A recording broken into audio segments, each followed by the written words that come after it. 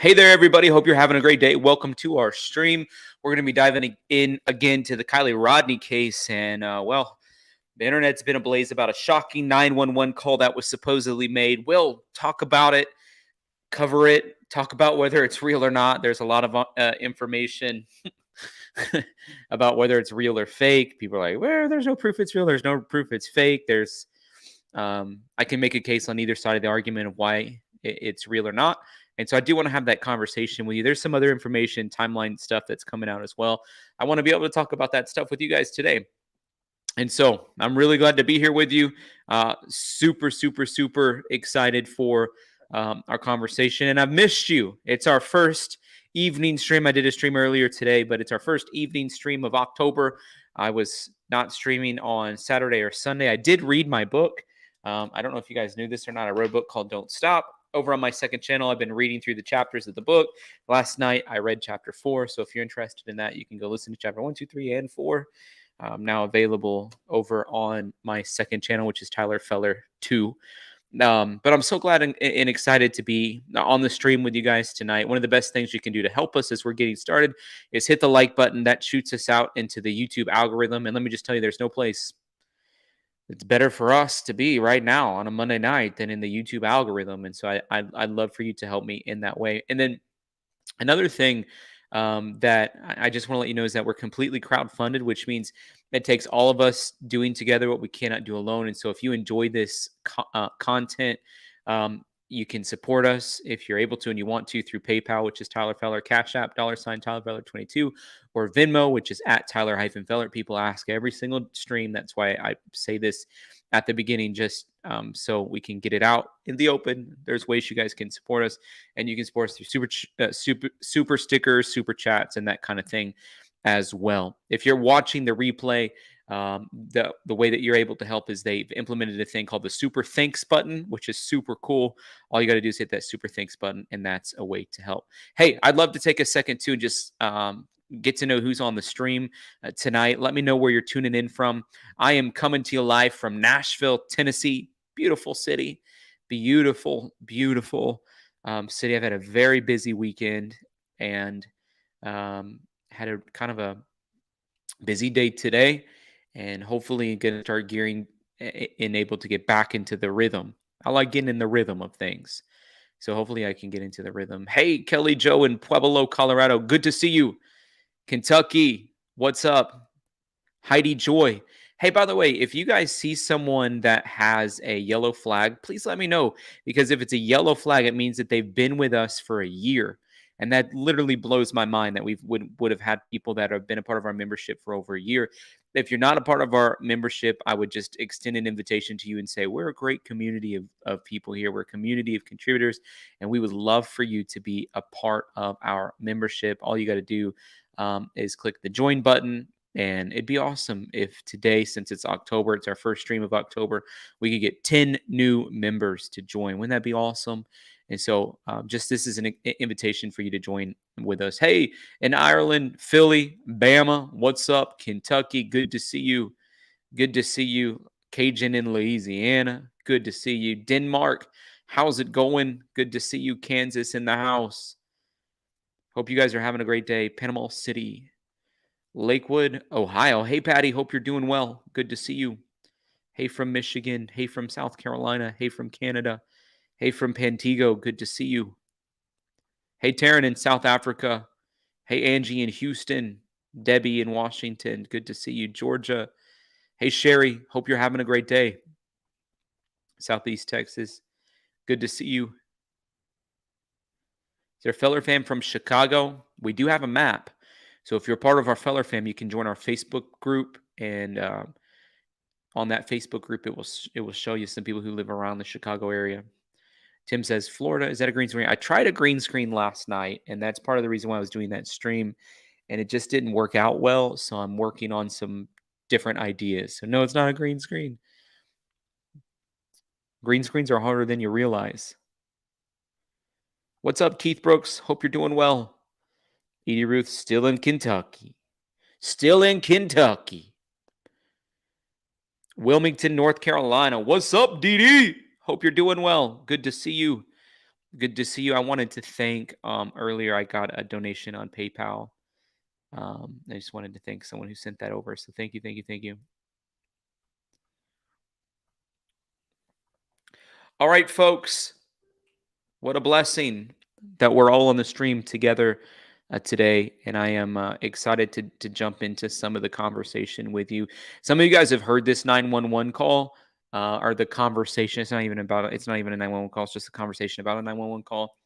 I think the channel that it was on was Michelle Sutton's channel. She's on the stream and in our chat quite a bit.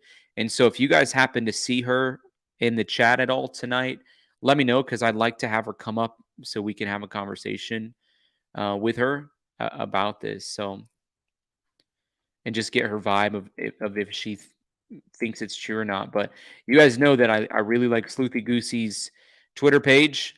And so on her Twitter page, she sort of like clipped that part of the stream.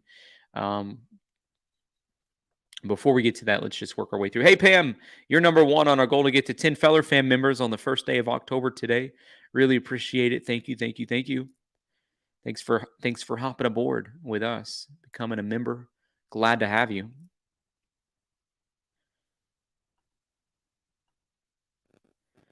Okay, let's see what this one says. It says last seen surveillance photo location of Kiely Rodni. It says some locals think that Kiely was at the Truckee River RV Park gas station in Eastside Delhi. It's a place with cheap gas. Did Kiely stop there to fill up her CRV? Seems like a good question to me. There's a camera right there, Eastside Deli and Market. That's a really cool looking store, by the way. The whole vibe in that community is just super cool. I know, Gold, people use my stuff all the time without giving me credit. I just make comments like, hey, um, you're using my stuff. Are you going to at least say my name? Anyways, yeah, so there's that security footage. Prosser Reservoir, Boca Reservoir, Eastside Deli. So here's the Eastside Deli. It's obviously a lot closer to Boca, but it's definitely possible that she could have stopped there on her way to Prosser. Wherever she's at, it's like one of those gas stations that sell t-shirts. Not every gas station sells t-shirts, only some of them. Have you guys ever been to a Buc-ee's or a Busy Bee? I didn't know Busy Bee was related to Buc-ee. Like Busy Bee gas stations. I went in one in Florida when we were doing our retreat. Guess what? Busy Bee gas stations are like the little sibling to Buc-ee's, of which I'd never been in a Buc-ee's. And when we did our living room tour, I should have went to a Buc-ee's, but I wasn't thinking. My brain wasn't fully working, I guess. Replying to Sleuthy Goosey surveillance location. Yeah, so that's interesting. Let's see what people say. I knew you'd find it. Look at this thread. Cameron, Wisconsin, dead in a Wolf Road, involuntary unaware. 911 call required. Reportedly saw 2013 silver CRV. Yeah, but that was the one that was talking about it being at a dollar store. Oh, they say look at this thread. Okay. Look at the thread. Look at the thread. Looks like they called it in via 911 at 2 a.m. instead of someone checking it out, right? They scheduled to get a hold of. I see what they're saying. I see what they're saying.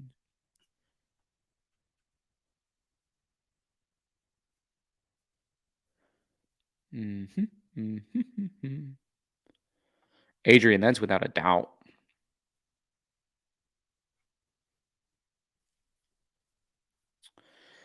I'm going to make this a little bigger so you guys can catch the drift. Apparently, this 911 call that was made took place at like 2 a.m. or whatever, and they were basically saying,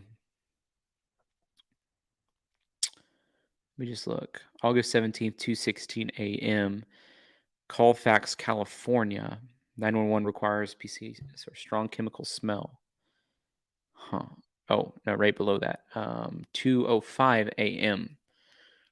911 silver CRV, racks on top with something on top. Huh. Interesting. So let's read the thread. Looks like they called it in via 911 instead, and instead of someone checking it, they scheduled to get a hold of CHP at 7 a.m. Interesting. Hey, Amy, thank you so much for that super sticker. Does anybody want to do our first evening super sticker run of October? Maybe get the month started off on a good foot.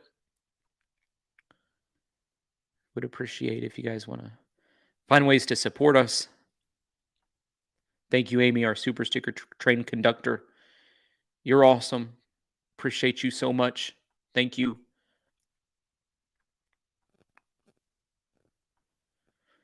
So it looks like they called it at 911 instead of someone checking it out right, and they scheduled to get a hold of California Highway Patrol. And they says that date, August 17th. That is definitely what that date says. Another one stating August 14th.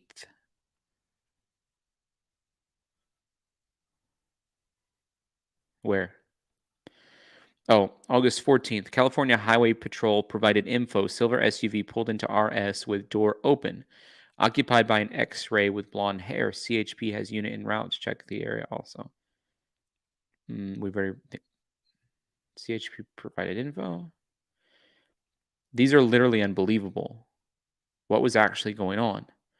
What the heck? Can't figure it out. Silver SUV. So there's just a lot of 911 calls.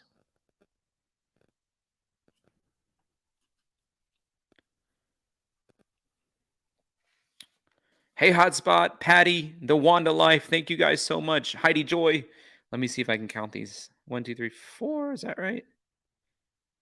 1, 2, 3, 4. Yeah, thank you guys so much. All 4 of you. Thank you so much for your support. Really appreciate it.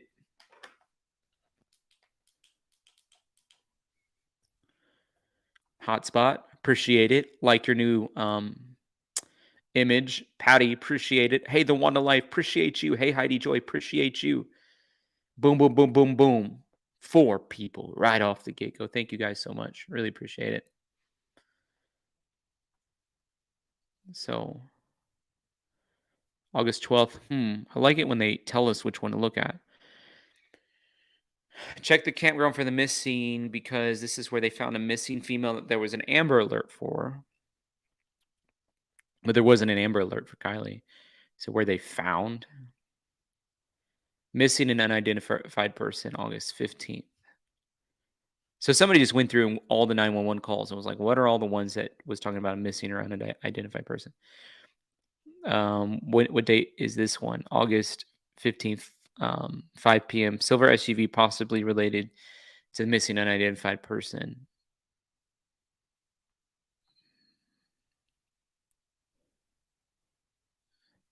But that's not proving to me anything. That's just like every time that there was a, you know what I mean?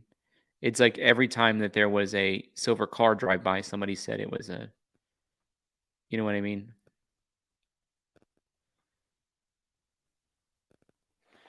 Woo! Thank you, Jen. You're number 5. Here's to a great October. Cheers on the water to that one. I'm ready for a great October with you guys. Hey, Nancy, really appreciate it. Thank you so much. Hey, sweet bias. Thank you for that super sticker. Really appreciate it. Thank you for helping us get off on the right foot today. Hey, Pam, good to see you. Thank you so much for that. Rosemary, good to see you. Thank you. Hannah, thank you so much. Really appreciate it. Thank you. Thank you guys so much for your generosity. Thank you so much, too, for appreciating this channel. It just means a lot. Thank you guys that you love what we do here. You want to be a part of our community and you want to invest into that. So thank you. Thank you guys so much. Really appreciate it. Okay, so I'm going to play. And again, if you guys see Michelle Sutton on the stream tonight, please let me know because I do want to have her up on the panel to talk with her. I've been on the panel with her before on Zav Girl's channel, and so I've already had some talks with her. But I would love to have her up to talk about this because I think it came from her channel. Hey, sweet Baya, thank you. I really like that super sticker. It says good luck. Thank you. I like the one you said before. You are amazing. Thank you so much. Appreciate it. That's number 10. 10 for 10 in October. That's awesome. Thank you guys. Okay, I'm gonna play this audio for you, and you guys let me know what you think. That I don't. I'm anything else. I also know something else that I don't. I'm 95% truthful. I know, or 95% sure that it had happened. That night, and at the party that Exanime said about, where there was a Mexican party. Again, I didn't know who they were. I didn't know who the party was. There was so much controversy around like Zanime and Ryan Upchurch and all that. I just didn't pay attention to it at all. So I have no idea like all the drama with Zanime, all the drama with Ryan Upchurch, all the drama with some of these people because I didn't want any part of it. And it was funny because like I literally had multiple people email me and say, you support Ryan Upchurch. I'm leaving your channel. I'm unsubscribing to you.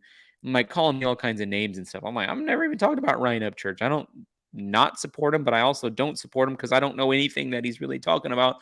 And I certainly don't know anything about Zanime or whatever. But I'm just telling you that to say I have no idea what she's talking about with the Mexican party. So some of you guys may have to help me.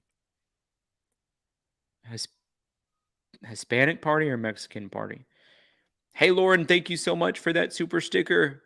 Really appreciate it. Hey, Pam, thank you. You guys are awesome. Thank you, thank you, thank you, thank you.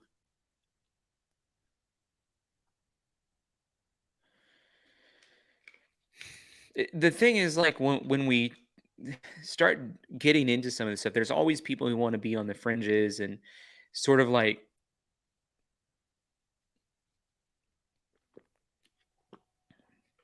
I don't know, make up drama and stuff. So it's not, for me, it's just not worth it. It's like I would rather focus my attention on things that are going to uplift, encourage, lead to results or justice for Kiely. And so getting into some of like the weird conspiracy theories and things like that, I don't ever want to be a part of it. I'm sorry. I just don't want to be a part of it. But I'd rather us focus on some facts and some things that could actually be true. Hey, Lorianne, you said my very first super chat. We love celebrating people who send their first ever super chats. Thank you so much for choosing this channel to support for the very first time. And I just want to thank you for doing that. Would you guys just thank Lorianne in the chat? We are building a community here, guys. We're a community of contributors, not content consumers. And so we want to get on here, spend some people's love language is quality time, some good quality time with each other, and enjoy the company of one another, while at the same time deep diving into some of these cases and looking for some results down line. And earlier, I talked about the Debbie Collier case. I didn't know much about that case, but my mind was blown, and we're going to continue to talk about it. But Lorianne, thank you so much for that. I really appreciate it. Hey, Mickey Duff, it is good to see you. I hope you are having a great day. Thank you, thank you, thank you. Appreciate you guys so much.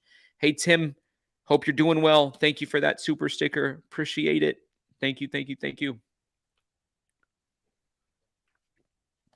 And I know some of you guys have reached out to me and stuff the past couple of days. I've just been so swamped and busy. I haven't had a chance. I'm like so far behind on a lot of things. And I haven't felt well, but hopefully my goal is to wake up tomorrow feeling refreshed and with a renewed sense of energy. So that's what I'm looking forward to tomorrow. Okay. Anyways, I was just saying on this, like, I don't know what parties Anime was talking about because I wasn't paying attention to any of that stuff. So There was a Mexican party. Again, I didn't know who they were. I didn't know who the party was. the only type of Mexican party I ever know about is called the quinceañera, right? I don't know what she's talking about, Mexican party. I went into a local grocery store and I was talking about Kiely. Funny story how that came up. Not going to go into that. And she said, well, my girls that work here and have been working there for many years saw lights go into the park, called 911 that night because they saw lights go into the water. So because she wasn't missing at the time. Huh? Let's rewind and listen again. Have been working there for many years, saw lights go into the park, called 911 that night because they saw lights go into the water. Called 911 that night because they saw lights go into the water? So because she wasn't missing at the time, they didn't take it seriously. They didn't take it seriously because she wasn't missing? So it's kind of like the whole same thing where the bodysuit wasn't taken seriously. Finding the laptop wasn't taken seriously. Called 911 that night because they saw lights go into the water. So because she wasn't missing at the time, they didn't take it seriously.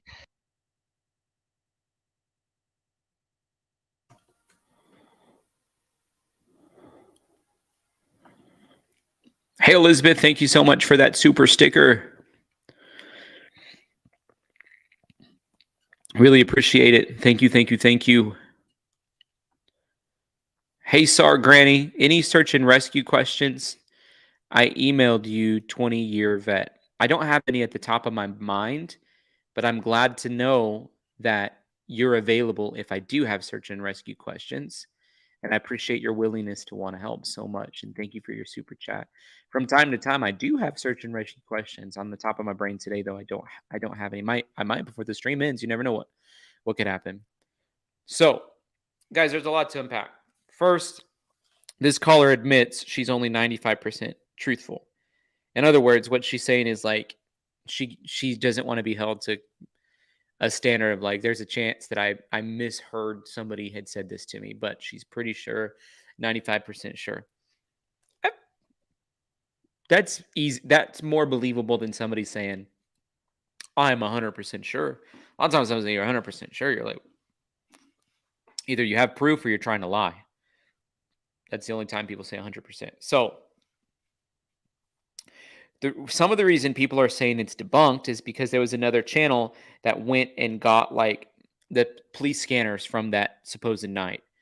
And the thing is, like, you can actually have those police scans redacted or taken out.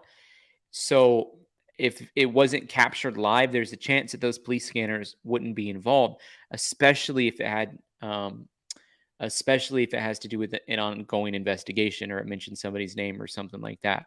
So the way that you have to really verify if this is true or not is not by going paying some third party for the police scans for the night, but it's instead by going into a place where you can do a FOIA request and get the actual 911 call logs. And then if it's in the call logs, then get the audio. And so just because somebody like went and listened to the scanner or whatever, it doesn't mean that it hadn't been taken out. Because I researched that. Like, can you take it out? Yes, you absolutely can take it out. Like once something's in there, boom, you can take it out. It's possible to take it out. Especially, like I said, if it's a part of an ongoing investigation. So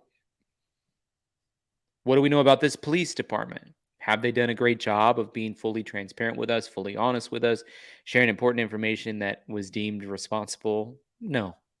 The police departments involved in this case, unfortunately, have been some of the most untrustworthy police department that I've seen ever in any of these cases that we cover.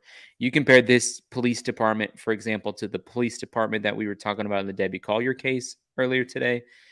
It's apples and oranges. It's like we're looking at, a high school basketball team playing an NBA team. That's the way it feels like to me.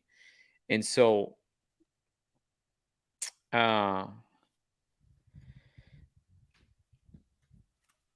we just need to do the FOIA request. Somebody's going to do the FOIA request. We're going to look at the information when it comes out and sort of judge it from there. But here's the other thing. So just because somebody listened to some scanners from that night or whatever, that's not enough for me to say that it's not true. Certainly it helps. It certainly pushes me towards it not being true, but it doesn't. Besides that, guys, like there's 1 or 2, 3 different days that it's possible that Kiely's vehicle ended up at the bottom of the water. And so there's 1 or 2 or 3 different days that a 911 call could have possibly have been made. We got to keep these things in our membranes, guys. So there's a lot of different things going on. Another thing, like I heard someone today talking about this woman who's saying this. Like apparently her son is friends with Sammy or went to school with Sammy and was likely at the party.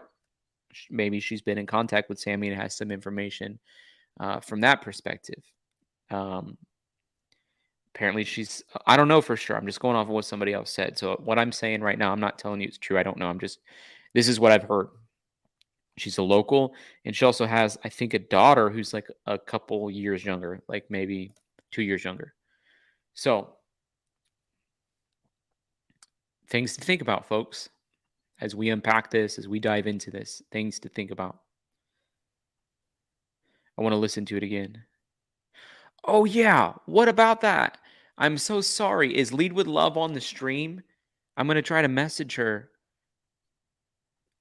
Oh my gosh, guys, my weekend just got crazy. I was gonna try to do that with her on Saturday, but I need to have just like an actual conversation with her. I know she messaged me and said, "What's her name? What's her name?" Her name on Facebook is, I'm not gonna say it because I don't know if she wants people to know, but it's not Lead with Love on Facebook.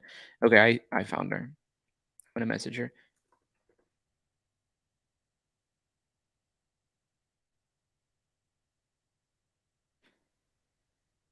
Okay, I'm messaging her right now because I that is something I want to know. Thank you, dear people, for that reminder. It did come in. It did come in, and I don't know if she's opened it or not. So I just messaged her. If you guys see Lead with Love in the chat, please let me know. She usually hops on at some point.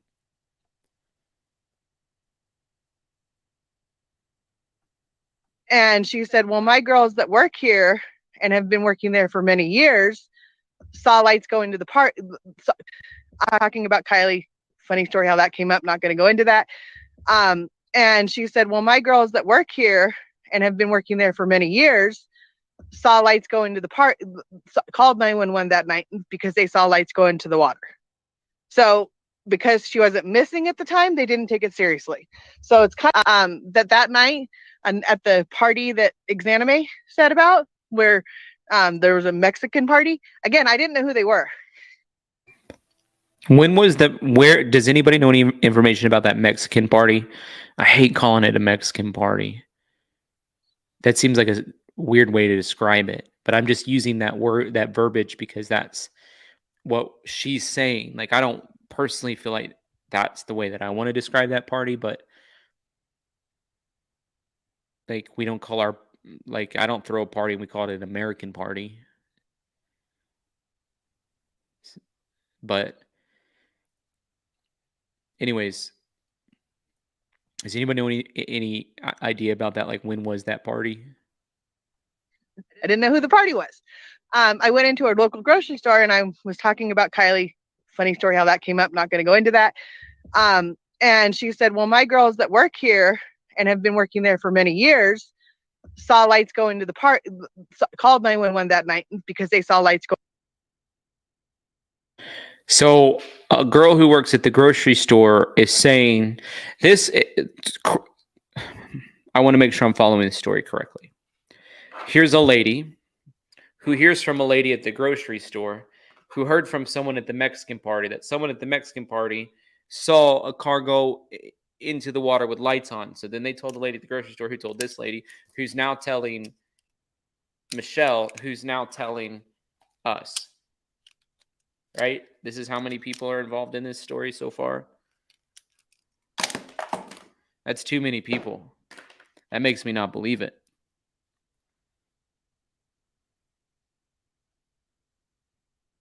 Let me listen to it one more time just to make sure. I almost ran out of ink pens, guys. And at the party that Exanime said about, where there was a Mexican party. Again, I didn't know who they were. I didn't know who the party was. I went into a local grocery store and I was talking about Kiely. Funny story how that came up. Not going to go into that. And she said, well, my girls that work here and have been working there for many years saw lights go into the park, called 911 that night because they saw lights go into the water. So because she wasn't missing at the time, they didn't take it seriously. Okay, so supposedly there's a girl who works at the grocery store who is at the Mexican party, who then tells the girl who works the cash register at the grocery store, who then tells this lady who's on this call, who then calls in and tells Michelle, who then Sleuthy posts on the internet, and then whom I'm playing now.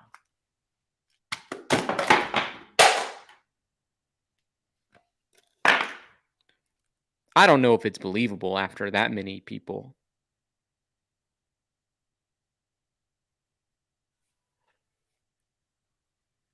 That's like 40 million people. If it's true, it changes a lot. So essentially what we need to do is get the FOIA request, which I mean, it's exactly what Sleuthy has on this post right here. F, clap, O, clap, I, clap, A, clap. FOIA clap. Lots of clapping. Lots of clapping going on. Don't know why, but we're clapping. We're clapping a lot.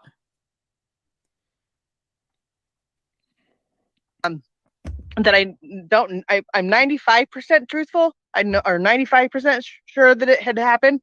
That night, and at the party that Exanime said about, where there was a Mexican party. Do you guys believe her, or like when she's now put a 1 if you believe her, 2 if you don't believe her after hearing her story? And for example, if somebody hops on the stream and they say, I'm 95% truthful, then do you believe them at all? If somebody, or do you believe them more or less? If I told you, I'm about 95% truthful on our streams. Right here. Right here, Edie Ruth. Right here. Making great use of them. But I storm around different places so I don't run out. Like I got one in my backpack, got one in my car, got one on me at all times, and I got one on my desk. Because I use these pins a lot. And I get I'll tell you a story about these pins, Edie Ruth. Today, I was going to Vanderbilt Hospital, and I knew they were going to make me fill out some paperwork. And I was like, I forgot my ink pen. So I hate using the ink pens they give you because they don't ever work right. And then I felt in my pocket, a little nudge in my pocket. And I was like, there was an ink pen there. And I was like, did an angel put an ink pen in my pocket? I don't think so, but you never know because I really function well. And I was thinking, like, how weird is it that I have to have a certain ink pen to function well in life? Hey, Elizabeth. Gabby, no. Dylan, no. Kylie, no. Debbie, no. Let down. Thank you, Elizabeth, for your super chat. Lots of cases, lots of things to talk about. I agree. We got to have verification, guys. We've got to have some verification. So, like what Sleuthy's saying is FOIA request. Again, I didn't know who they were. I didn't know who the party was. I went into a local grocery store and I was talking about Kiely. Funny story how that came up. Not going to go into that. And she said, well, my girls that work here and have been working there for many years saw lights go into the park, called 911 that night because they saw lights go into the water. So because she wasn't missing at the time, they didn't take it seriously. So it's kind of like the whole same thing where the bodysuit wasn't taken seriously. Finding the laptop wasn't taken seriously. So called 911 that night because they saw lights go into the water. So because she wasn't missing at the time, they didn't take it seriously. Anything else? I also know something else that I'm 95% truthful. I know. Mamma mia. Okay, most of you guys don't believe her, but some of you do. Time will tell. Hey, soon as there's a FOIA request. So, the 5% of me that isn't buying this is because if it were true, it would have been blasted all over social media. In my humble opinion, don't know about anyone else, but I think it's truly despicable that Adventures with Purpose used murder in their title. So they had mind-blowing evidence, and they still have yet to produce said evidence. Emoji that's cussing. Do you guys see that emoji right now? That is an emoji. There is an emoji on the screen that is cussing, and that is it right there. We cover your eyes if you don't want to see it, but there it is, and for us to see right in front of our eyes, that emoji's cussing, and this person used it, and I'm showing it to you. So there you go. They've still yet to produce evidence. It's so irresponsible of them, in my opinion. Second time they said in my opinion. But I know it's not popular opinion because they do actually genuinely help people. However, do not be fooled. It is $1 million business under the guise of charity. Don't trust it anymore. Families want results and answers, and it costs a lot of money for them to do what they do. They have a big staff. I think they need $10 million. I think we should we should pray for Adventures with Purpose to have more resources so more families can have more closure. Doctora Latina says, I had the same mechanical pencil all the way through medical school and residency for every test. I use the same brand blue ink pen every day. You get it. Thank you. You understand my sentiment. It's like I just feel off kilter if I don't have this specific ink pen, which is the Pilot G2 and the 10. If somebody gives me the 7 or the 0.7, I can barely function. If somebody gives me the 0.5, I just break it in half out of frustration and anger. Who wants to write that small? Thank you for your super chat. Hey, Southern Gal Jen, you said you're 95% sure we won't ever know the truth. Mamma mia. I hope we know the truth. I hope that they don't come out and say on November 1st.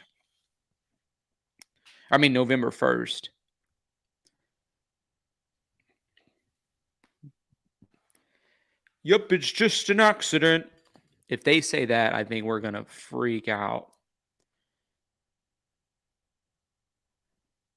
If they say it was just an accident on November 1st, how many of you are going to believe it?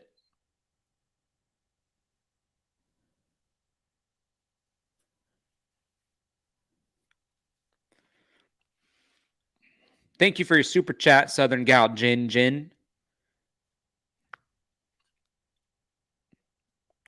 I know every single person keeps saying Michelle After Dark. I did listen to it, and I addressed this at the beginning, guys. I don't care that she's pulled that audio. There's a couple different reasons why. Number one, it could have taken place on another day. Number two, I researched it, and they can immediately redact things. So, in other words, they're not allowed to play it. You can pull that information from being publicly played, especially if it was a part of an ongoing investigation. So, like maybe the next day when she's missing or whatever, they will pull it. Number three, we don't trust law enforcement. So, who's to say everything that comes in, they're putting over the police scanner and whatever else? The thing that the piece of information that we have to have is the 911 call logs, which involves a FOIA request. And so I could care less what some broadcast website says, even if you've listened to it all. It's a clue piece, but it's not the total clue piece. It's not the package. It's not, I'm not relying on it to be my total source of information. So if you want to believe that and that's enough and you're done talking about it, you can be done talking about it. I'm not done talking about it. I'm not done thinking about it until there's a 911 call log, and then we'll look at it from there. Okay, folks. All right. I'm glad we had this talk. Now we can quit mentioning Michelle After Dark and that audio that she played. You know why? Because we've done talked about it for about 40 minutes. All right. Good talk, guys. I watched some of that last night. Seems like a lot goes unquestioned in that town. See, there you go. This person knows what they're talking about. A lot of things go unquestioned. Don't know why.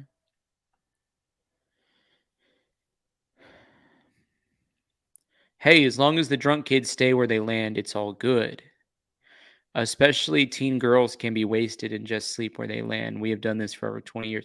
So one of the things that they're talking about, I heard Sleuthy talking about this, was like that supposedly like this person on the stream was saying things like, well, hey, listen, everybody, since they've been teenagers, they've our whole life, like the cops went out there and partied. Everybody's went out and partied on this land.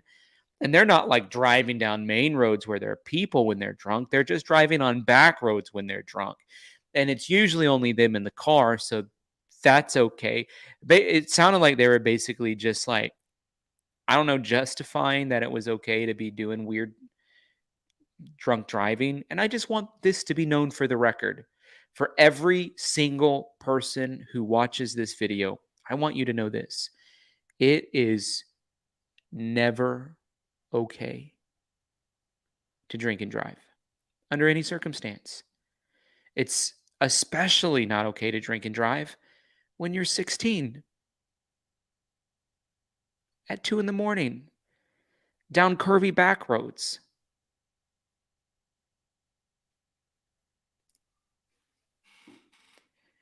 I don't even think you can argue with that. Much less make that statement on some other channel and just pass it off as if it's acceptable. Teenagers are used to driving down back roads, and there's not like anybody out at 3 in the morning when they're driving home drunk, so it's okay. You're loco for Cocoa Puffs if you think it's okay to drink and drive at 3 in the morning or at all. Never okay to drink and drive. 1,000 times it's never okay to drink and drive. Hey, Kristen, thank you for that super sticker. Really appreciate it. Thank you so much for your support, Kristen Rose. You too, Tracy. Thank you guys for your support. Every super sticker and super chat makes such a big difference. So thank you, thank you, thank you. It literally takes all of us doing together what we cannot do alone. So thank you guys for hopping aboard, helping our channel out.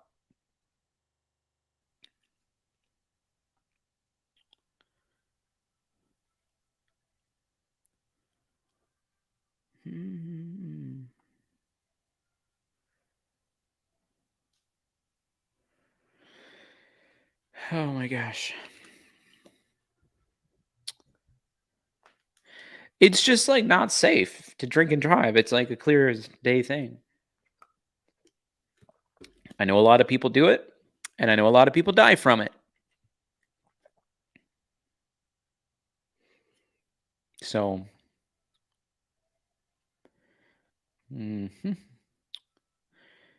Shay says, I remember hearing that someone called 911 at some point for some reason. The kids were saying that too. Anybody remember that? Nobody responded. Miko, if the public is getting all these weird versions of events, just imagine what the police are hearing, and they need to find the truth and proof. OMG. The police were dancing in their uniforms themselves at the party. I don't think that's true.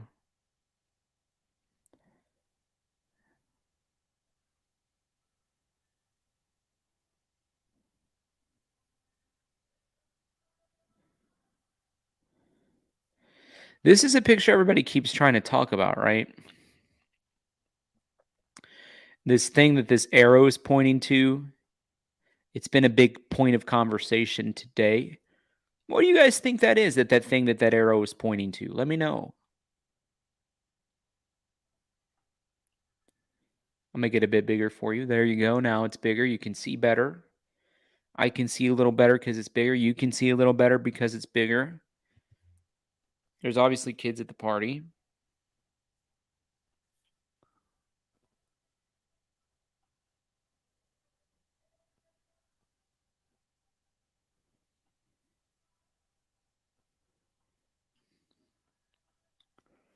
Some people are saying, is that water? Could be. Is it a vehicle? Could be. Is it lights? Could be.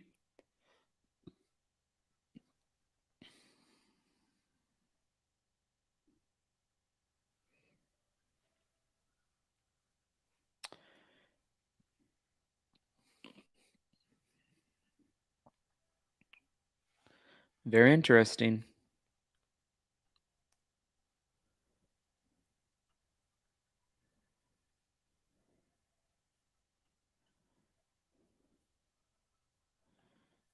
Nobody responded to it.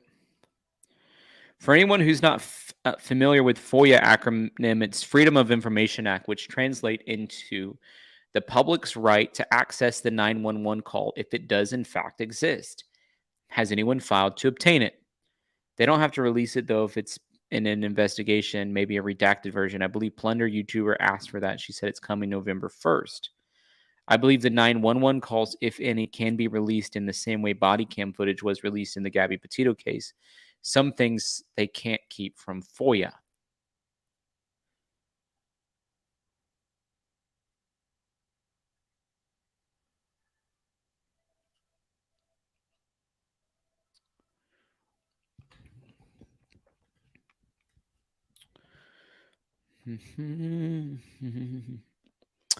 This lady's been driving me crazy lately. All right. I can't with this case. If this is true, there it is, guys. There it is, another cussing emoji. Do you see it? You see it? It's another cursing emoji.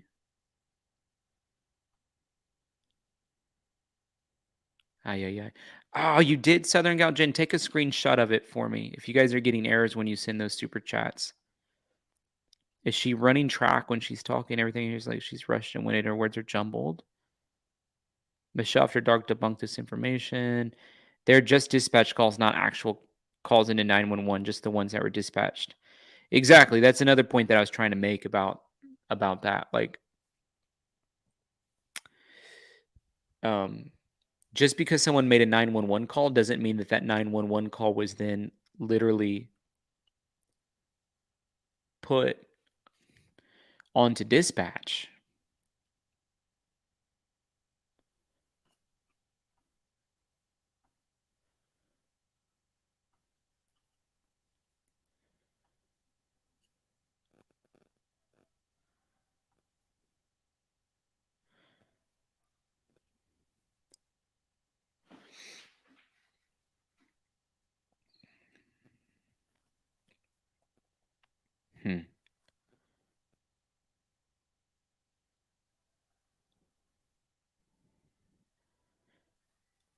Wait, what? Better hope it's logged. Holy poop emoji. Hey, there's Amy Heights, our super sticker train conductor. Just saying, is there anybody who didn't hop aboard on the last super sticker train? You want to hop aboard this time? Listen, we would love to have you. We would literally love to have you on our super sticker train. All you got to do is hop aboard. Hey, Carol, thank you. You're fast as lightning. Quick as lightning, fast as lightning. You're the first to hop aboard this super sticker train the second time around. Thank you, Carol. Hope you're having a great day. Michelle After Dark on YouTube paid for premium subscription, which archives 911 calls. They don't archive 911 calls, do they? They archive dispatches.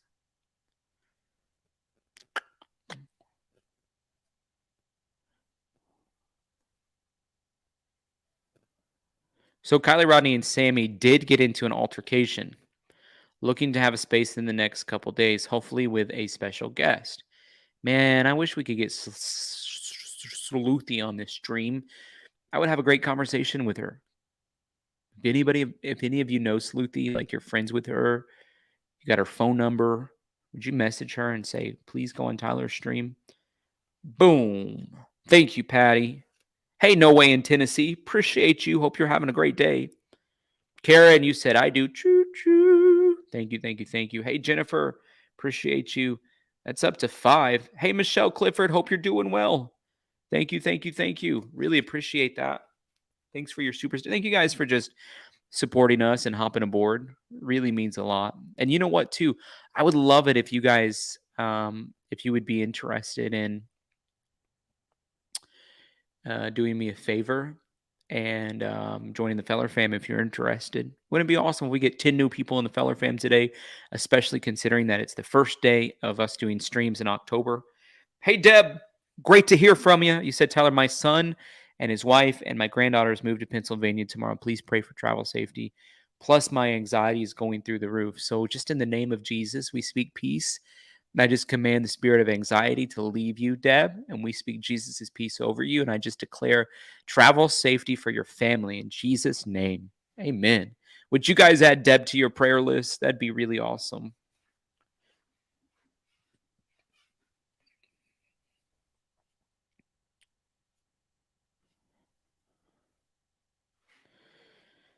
Really?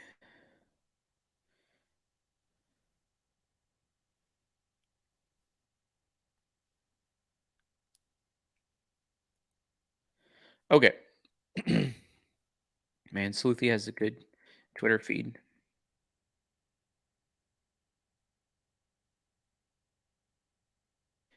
Hey, Miss Michelle, thank you for jumping aboard. You said, hey, happy Monday.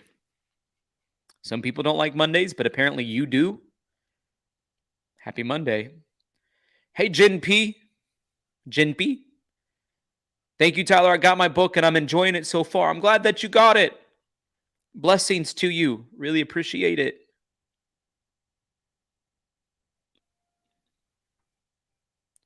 Thank you for your super chat. Hey, Miss Lacey, send me a screenshot of that. Our super stickers, like the past about 10 days or even more than that, we've been down, and it's in every single stream. People are like, I keep getting error messages, keep getting error messages, and our revenue is like way down. And I think it has a lot to do with um people getting error messages.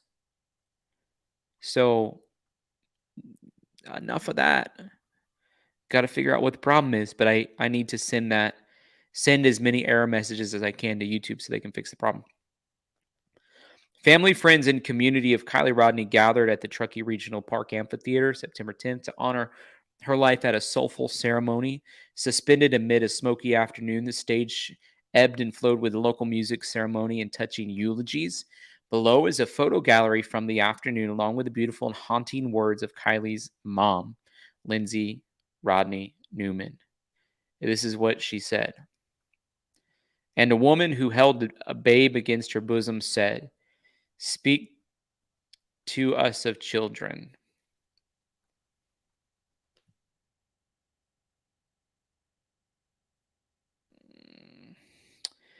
Your children are not your children. They are the sons and daughters of life's longing for itself. I don't even want to read this because I just feel like there might be things in there that I just totally disagree with. So I'm not going to read it. But if you want to read it, you can definitely look it up. It's called On Children by Khalil Gibran. I've been dreading the drafting of a prayer. I don't want to pray. From words that fall flat, the vulgar word, unworthy of being the language of grief. A dance, perhaps, though I'm not a dancer. A drum beat, though my rhythm is off. A song, but there is no instrument tuned to my broken heart. And so I close my eyes and I breathe and I dream of a perfect harmony of life's purest balance. And that dream is Kiely. I've been thinking a lot lately about life's balance, day and night, song and silence, grief and joy. She's such a great writer. Guys, Kylie's mom is such a great writer. I've been saying that since the beginning. Hey, the one to life, you said Michelle Sutton's heading over to hop on panel. Yeah, I want to ask her about some of that conversation. Thank you, the one to life. Really appreciate that. Like, guys, I'm reading now the stuff that Kylie's mom said, and she's just such a great writer. Hey, Doctora Latina, you said, Tyler, have you seen the new video about all the symbolism vis-a-vis Kylie's name, mom, celebration of life? Extremely informative. I have not, but I do want to see it. And you and I both know there's some alternative ideologies attached to it. And I knew that in my spirit from moment one. And it's just proven itself out. So it'd be interesting to hear some of that. But thank you so much for your super chat, too. Let me see. I've been dreading this task, this line, these words, locked on a page, committed to a fate of being spoken aloud. I've been dreading the drafting of a prayer. I don't want to pray from words that fall flat, the vulgar word unworthy of being the language of grief. A dance, perhaps, though I'm not a dancer. A drum beat, though my rhythm is off. A song, but there is no instrument tuned to my broken heart. And so I close my eyes and I breathe and I dream of a perfect harmony of life's purest balance. And that dream is Kiely.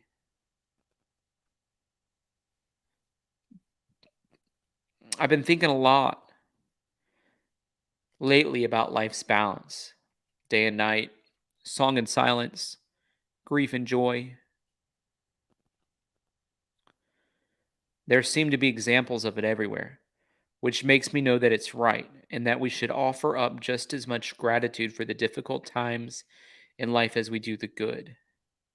The Scottish poet Norman MacGregor says, I give you emptiness, I give you plenitude. I don't want to read this because I don't know what it says. She says, as I meditate on Kylie's life, who she was and what she experienced, I find myself holding gratitude for her balanced blessings, from her plenitude and her emptiness. I took her on her first trip to Europe when she was 2. Over the course of her life, we went back 2 more times, visited Pompeii and some of the oldest Neolithic stone carvings in Western Europe and Ireland. She saw the aurora borealis in Iceland, swam with marine iguanas in the Galapagos, watched a volcano erupt on Big Island, and skinny dipped in the bioluminescent waters of the Pacific. She spoke with people in foreign lands in their own tongue and played with children on playgrounds to whom she didn't know how to say anything more than hi and bye. I could go on and on about all of her adventures, near and far. But we also live out in Coldstream Canyon, where we had no choice but to homeschool her through 8th grade.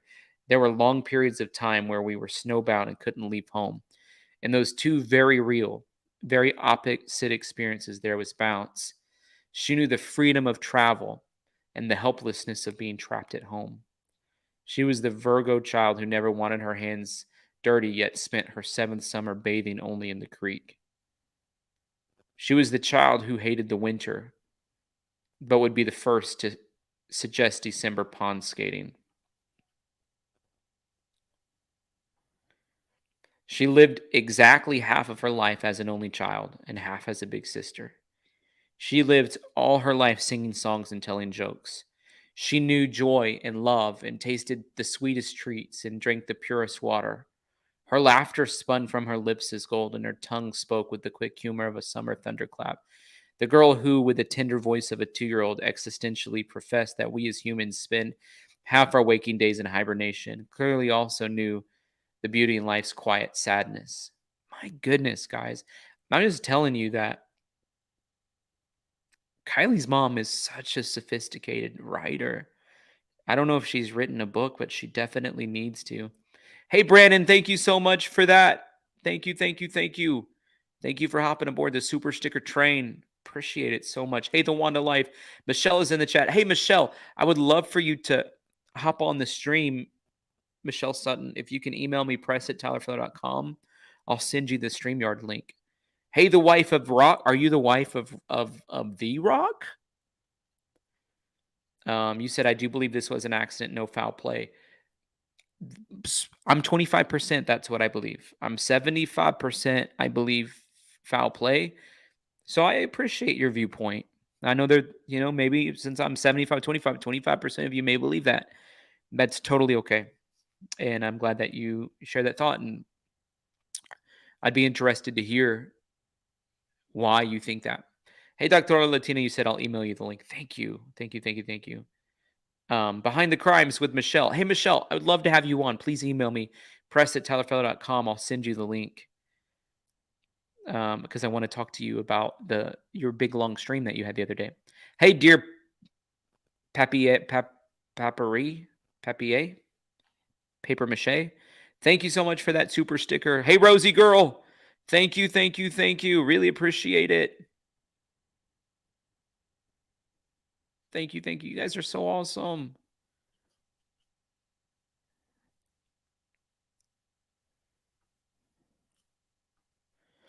She knew heartache and pain. I'm going back to the thing that Kylie's mom wrote. Again, I knew she wrote that family statement. It was so good. Tasted the bitterness of regret and drank from its well. Anger swelled from her as an ocean tide, and her tongue lashed paper cuts. Hers was a life brimming with plenitude and emptiness.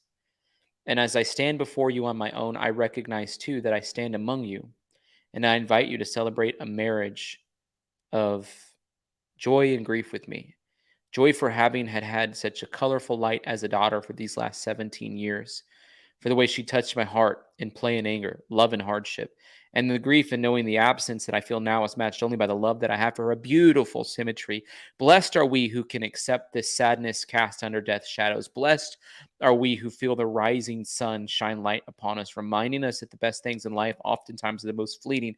Ice cream melts on a hot summer day. The butterfly seldom rests long enough to truly graze upon.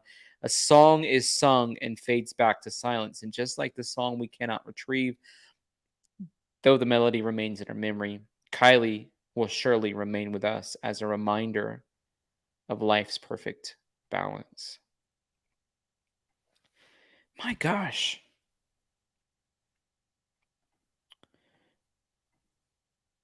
That's just good.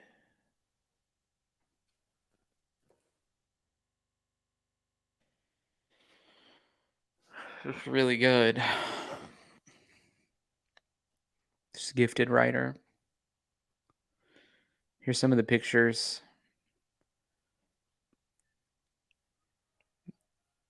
I find that abnormal compared to my culture.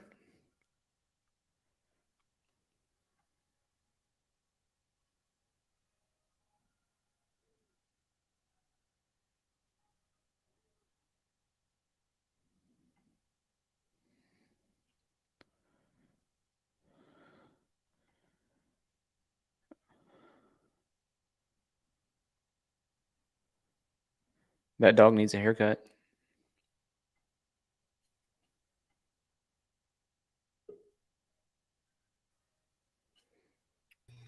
Hey, Michelle.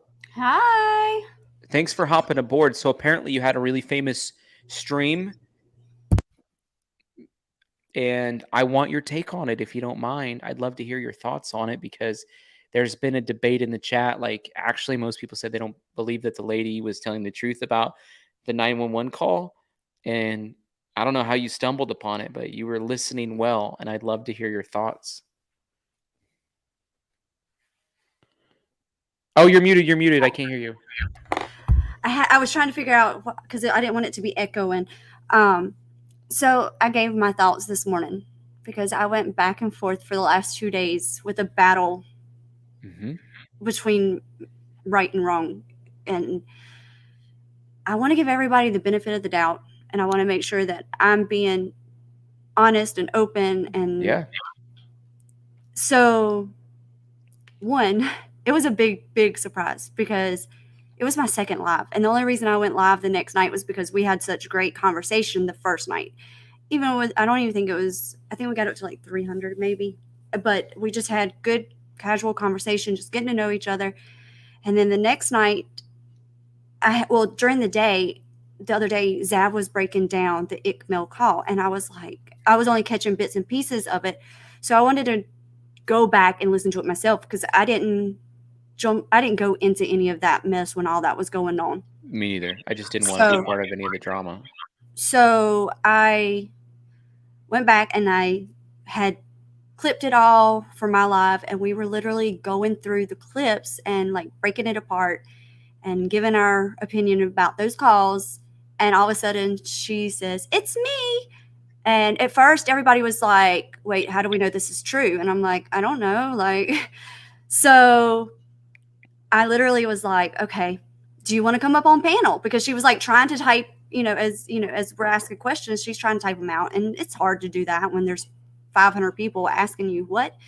No. So as soon as she came up on the panel, we knew it was her. The voice is very distinct. And wow, it was a whirlwind after that. Like, there's really no other way to explain it. Break down for me like the bullet points of like the main things she said. Like, I know the 911 call, but there was other things that she was talking about. So first off, who is she? She lives in Truckee. Yes, she's lived there her whole life. She did move away for a little while, but she just came back like 6 years ago. So when she came on, she told us that her daughter was best friends with Sammy. I see. And then I'm just taking notes.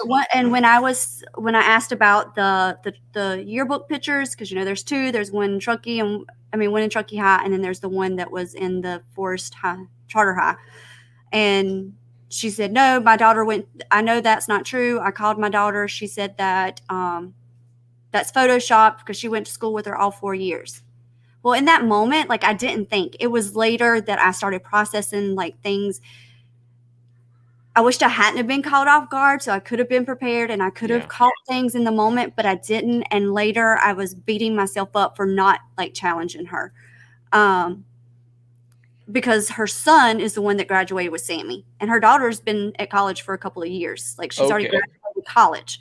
So I was trying to listen, trying to be polite, and for the most part, when I look back, like I went back and I've watched parts of it so far just to make sure that, I do come off as me and not like, okay, yeah, these are red flags, but like give her the, because she said she wanted to clarify things that she had said. Yeah. But a lot of that she clarified, she just elaborated more on, as the way I felt. And everybody was, asking good questions. A lot of things we didn't ask, and she just offered up. So basically, she was saying her daughter's best friends with Sammy, but she's a couple of years older. I misinterpret. I heard it differently. I thought she said a couple years younger, but there's just so much information; it's too much to process. So a couple years age difference, but her daughter is a couple years older. Somehow best friends with Sammy, but her son's actually in the same grade. There's some discrepancies in schools and yearbook photos and all this stuff. But then she goes on to talk about just party culture in general, right? Yes. And even playing it back today, like I did speak up in that moment when she said, it's normal here. Like they just take the back roads and, like I even wrote myself a note. Right. In that moment, I wrote myself a note after I spoke up and I was like, no, like you do not say that it is okay for anyone to drink and drive, more or less 16, 17, 18-year-olds. Like at 3 a.m. down dark, curvy back roads. Right. And she was like, well, there's nobody on the roads then. I'm like, you can't make an excuse for that. Like, like, yes, I've been young and dumb and I have drank with the best of them, but I've never gotten behind the wheel of a car. Mm-hmm. And I'm also always the one that is like mother hen. So if we go somewhere, we're all staying together and we're all leaving together. And that's what, I was like, Sammy left her and she was like, no, she didn't leave her by herself. I was like, she did. Like she's clarified it multiple times that she left her by herself. And she said, hey, I left her. But you also left her with all these people that you thought were strange and odd and older, and you broke girl code. I don't care what you don't have an excuse for that, and you can't make an excuse for that. No. And then after that, it was just like crazy.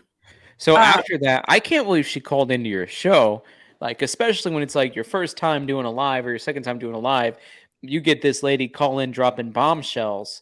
And then you're like, hey, I'm still learning how to make sure I say the right things out loud. So you're like, just for the record, drinking and driving's wrong. Like, that kind of thing. But also you're like, I wish I would have pressed her on some discrepancies. So that stuff's hard to pick up on. So it's good you're learning that. You kind of got thrown into the fire.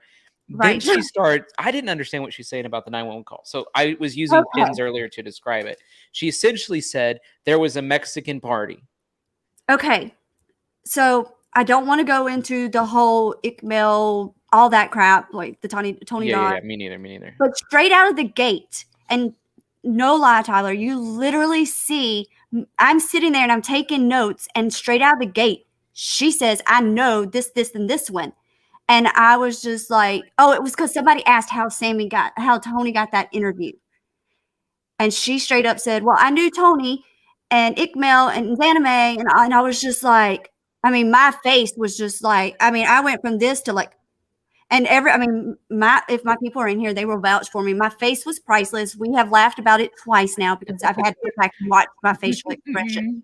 Because I was just like, okay, I didn't go down those rabbit holes, but you just like, you should not have said that. Like she should have never have said those words and not expected backlash. Like, I'm just sorry. And then she comes back and says, no, I didn't. I think everybody, though, has been wondering how on earth did Tony get the interview with Kiely?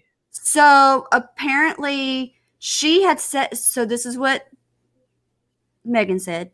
She had been in contact with Ickmail for her to do it with Ickmail, but somehow it got pushed over to Tony. Ickmail would have been a much better option. I agree. Like as if either of us had control over him. Like yeah, good point. I agree. And I pointed it out this morning. Like, never, ever I wouldn't have ever made that call into Ickmail's show. Yeah. I would have never have done that. Second of all, when I found out that it was going around a second time and I walked into or jumped into a live where they are like going through my calls and like, I would have sat there and kept my mouth shut and listened and corrected my story before I said I want to like clarify things. And like at first I was like so on board with giving her the benefit of the doubt and just like I was so on her side. Like I was in defense. Even last night when we were like talking about it last night, I was in defense for her. And then when I went to go lay down, like my conscience would not let me go to sleep. I was just like, wait, like the red flags are there. I'm not being honest with myself. And that was the one thing that I said, that I would be honest with myself and I would be honest with my channel. My channel grew way faster than I had expected. Like when I came into I just thought I would have time to figure out how to work the whole YouTube thing. I mean, that's like my channel grew like very, very, very fast too. And so I literally was just making my reaction videos. And then I was just, one of my reaction videos was like getting a lot of comments and a lot of feedback. So I was like, well, let's just do a live and, let me get, clarify who I am. Like, you guys don't know me. I'm new. You guys are new. Some of the names I recognize from being in other chats and stuff. And so I was just like, let's go live. And so there was such good feedback. Everybody's like, let's do it again. So I went live the next night and I was just like, let's break this apart. And I was also going to do I had a list that night because the first night was so chaotic. I had a list written out that we were going to do. And it's right here. Like that was my list of things we were going to, no, that's the one I wrote my notes on for that. I had to grab paper, but there's my list of things we were going to do that night. So that I was organized and I had it all in my clip champ ready to roll. Like we were just going to press play and then break it apart. And that is not how that went down. Like, well, I mean, when she's there though, like in your chat, you have no option. Now, one quick question though, back about the thing involving Tony and Ikidmel. Did she give any indication to you? Like, does Ikidmel know Tony and that's the connection there? Or like, how did that happen? That whole thing just took me off guard. And when we played it back this morning, like for the second time, we've like listened to it and, I mean, I'll message everybody was like, ask him if he had that a does chance. not, I mean, how does she know? I mean, but she doesn't say I watch or I follow. She said, I know. And that was like big alarms for everybody. Because she said, I knew Tony. That was the first one she mentioned was I knew Tony Dodge. And then she's like, and Ikmel. But then the next breath, she says, but I didn't know Tony at the time. So just nothing that it was adding up. Nothing was adding up and everything was like, and I was listening or trying to listen and trying to pay attention, but like my brain just couldn't catch up to how fast she speaks. Like she speaks very fast. But at one point I had to ask, my mods, please come on and like give me a moment because this is just, and I just had to sit there and just listen because I could feel myself. It was like everything had every action these teens did, there was an excuse for. And I don't know. There was a lot of things that was discussed and we broke down the first, fourth this morning or 2/3 or something like that this morning. And when we got to the point where she was talking about it being okay for them to drink and drive, and this is like what they've been doing for decades. And I was just like, I can't sit here and do this, you guys. Like, we're going to end it here and we will pick up tomorrow because this is not okay. This is the dumbest thing anybody could say. I understand, like I grew up in a very small town of about 300 people, and I understand that people do that. But I just, as a grown adult, couldn't imagine anybody saying with words out loud and condoning it. You know what I mean? It's Like, it's fine. We're young people. There's kids. It's fine to do that. Yeah, everything is condoned, and I have a teenager. I have a 19-year-old. He's technically still lives at home, even though he's in the barracks. And at least I got him on that. Like he is just like his mama. He's gonna make sure that everybody goes and everybody comes home. Yeah. And like even when he's called because in Germany it was legal, and he's called from the bar and been like, Mom, just going on and on and on. But the whole time he's like, where'd that go? Where'd this one go? And I'm like, could you just call me back tomorrow when you're not worried about everybody else? And they had an incident where 3 of theirs left without anybody knowing that they had left, and they were robbed, and my son's still beating himself up.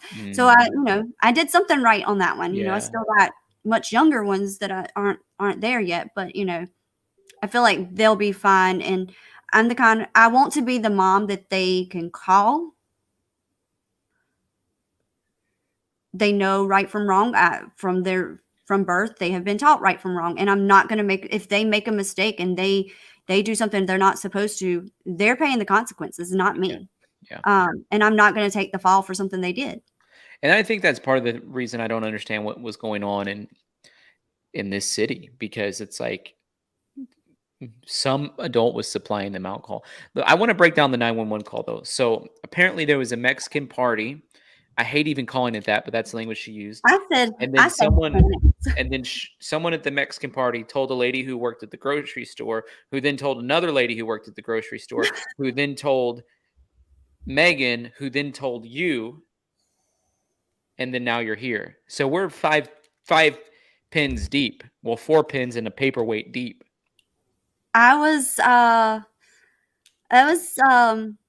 took me off guard, very, very off guard, and it took my chat off guard. And I'm gonna give props. There was like a lot of people in there, and yes, they questioned things she was saying, but they kept it polite, and there was no harsh words spoken. Now, yesterday it was, she did pop into the chat because I wanted her to come back. Now that I had time to think, and we could play back and let her hear it for herself. And I still would love to have her back now that I'd have her on right now with both of us if she'd come on. Yeah. If she happens to be watching, I would have her on right now with both of us, because I would ask her some questions. Oh, you guys. Oh, you guys, my pumpkins. Yeah, that's been our background the last couple of days, just because I got tired of sitting in a chair. It so is I was October. on the couch. So they've been up for. What was your take though? Like, so in she's the basically moment, telling you fifth-hand information. So it's like either she's lying about making it up, or she played the telephone game and then like boom, boom, boom, boom, boom, there's some details that are not true, or it's legit. So in the moment, I felt like I didn't catch up. I didn't catch all of the things. There were times when like I do, and when I do catch them, like when she gives her theory about what happened, like I was watching it earlier and I was just like, your face just said everything. Oh, hey, Aaron. I will. You'll have to meet up with me when you can. You better not even think about it. You better not. But in the moment, I was blown away, overwhelmed, I guess is more like it, because I was just, here I am just getting started, and this infamous caller that everybody's talking about is in my chat.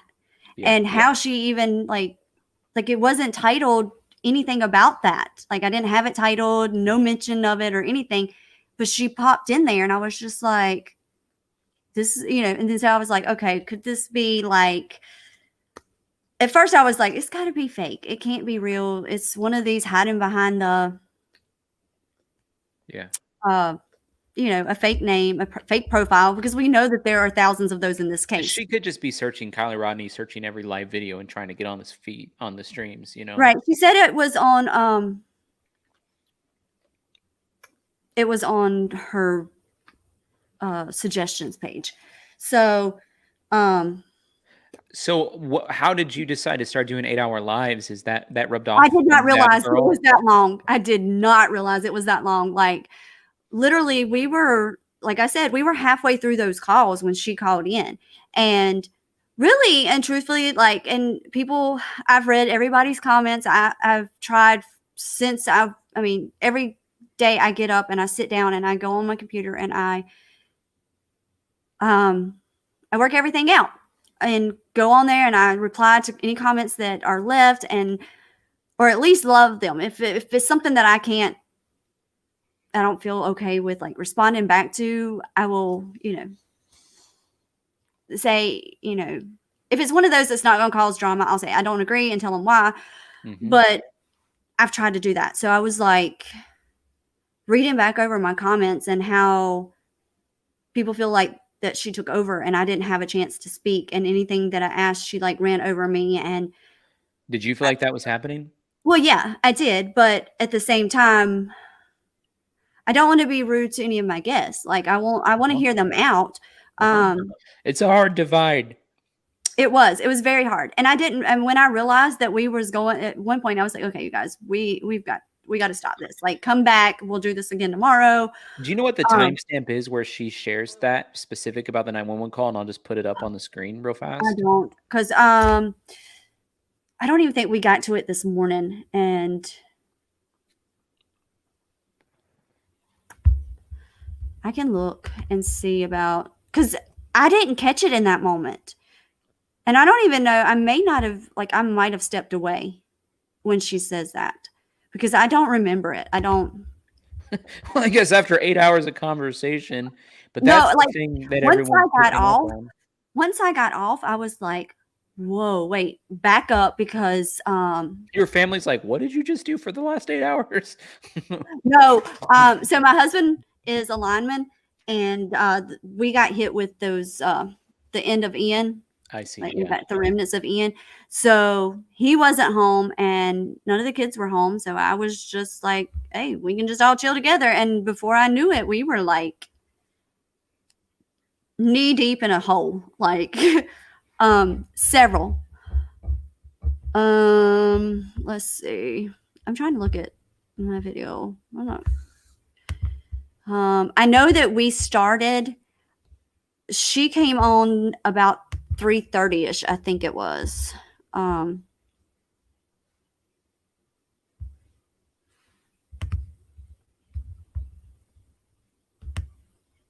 maybe it was.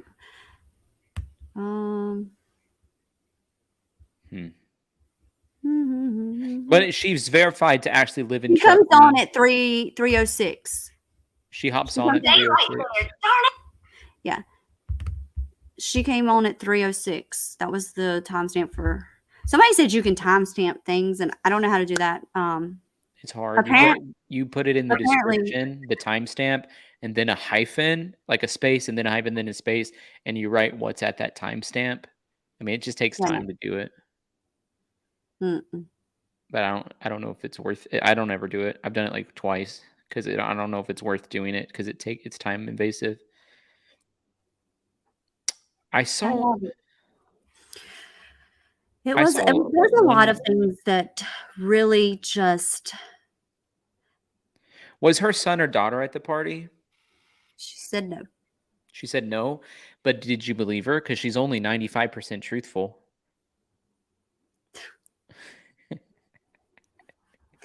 I can't. Oh, I knew that was going to come up. I knew somebody was going to say that. I don't even know how many 95% comments was made in that. I was just like, it's like the new catchphrase in the true crime community. So in the moment, I really, really wanted to give her the benefit of the doubt. Like, I was so dead set on it. Even the next day, I was like, I just think she's overwhelmed. She's just nervous. She's got ADD. I totally understand that. Like, you can tell when, like, this morning, very quickly, I was like, look, I got to stop. I have to go take my medicine because I am on a squirrel right now. And they already talk fast there. So you put that in with the ADHD, and I was just like, I couldn't. And I was still trying. And I'm thinking, okay, well, maybe she's just like stumbling over her words. But when I think the kicker for me was that she, out of her mouth, says, I asked her all the questions that she would be asked in an interview.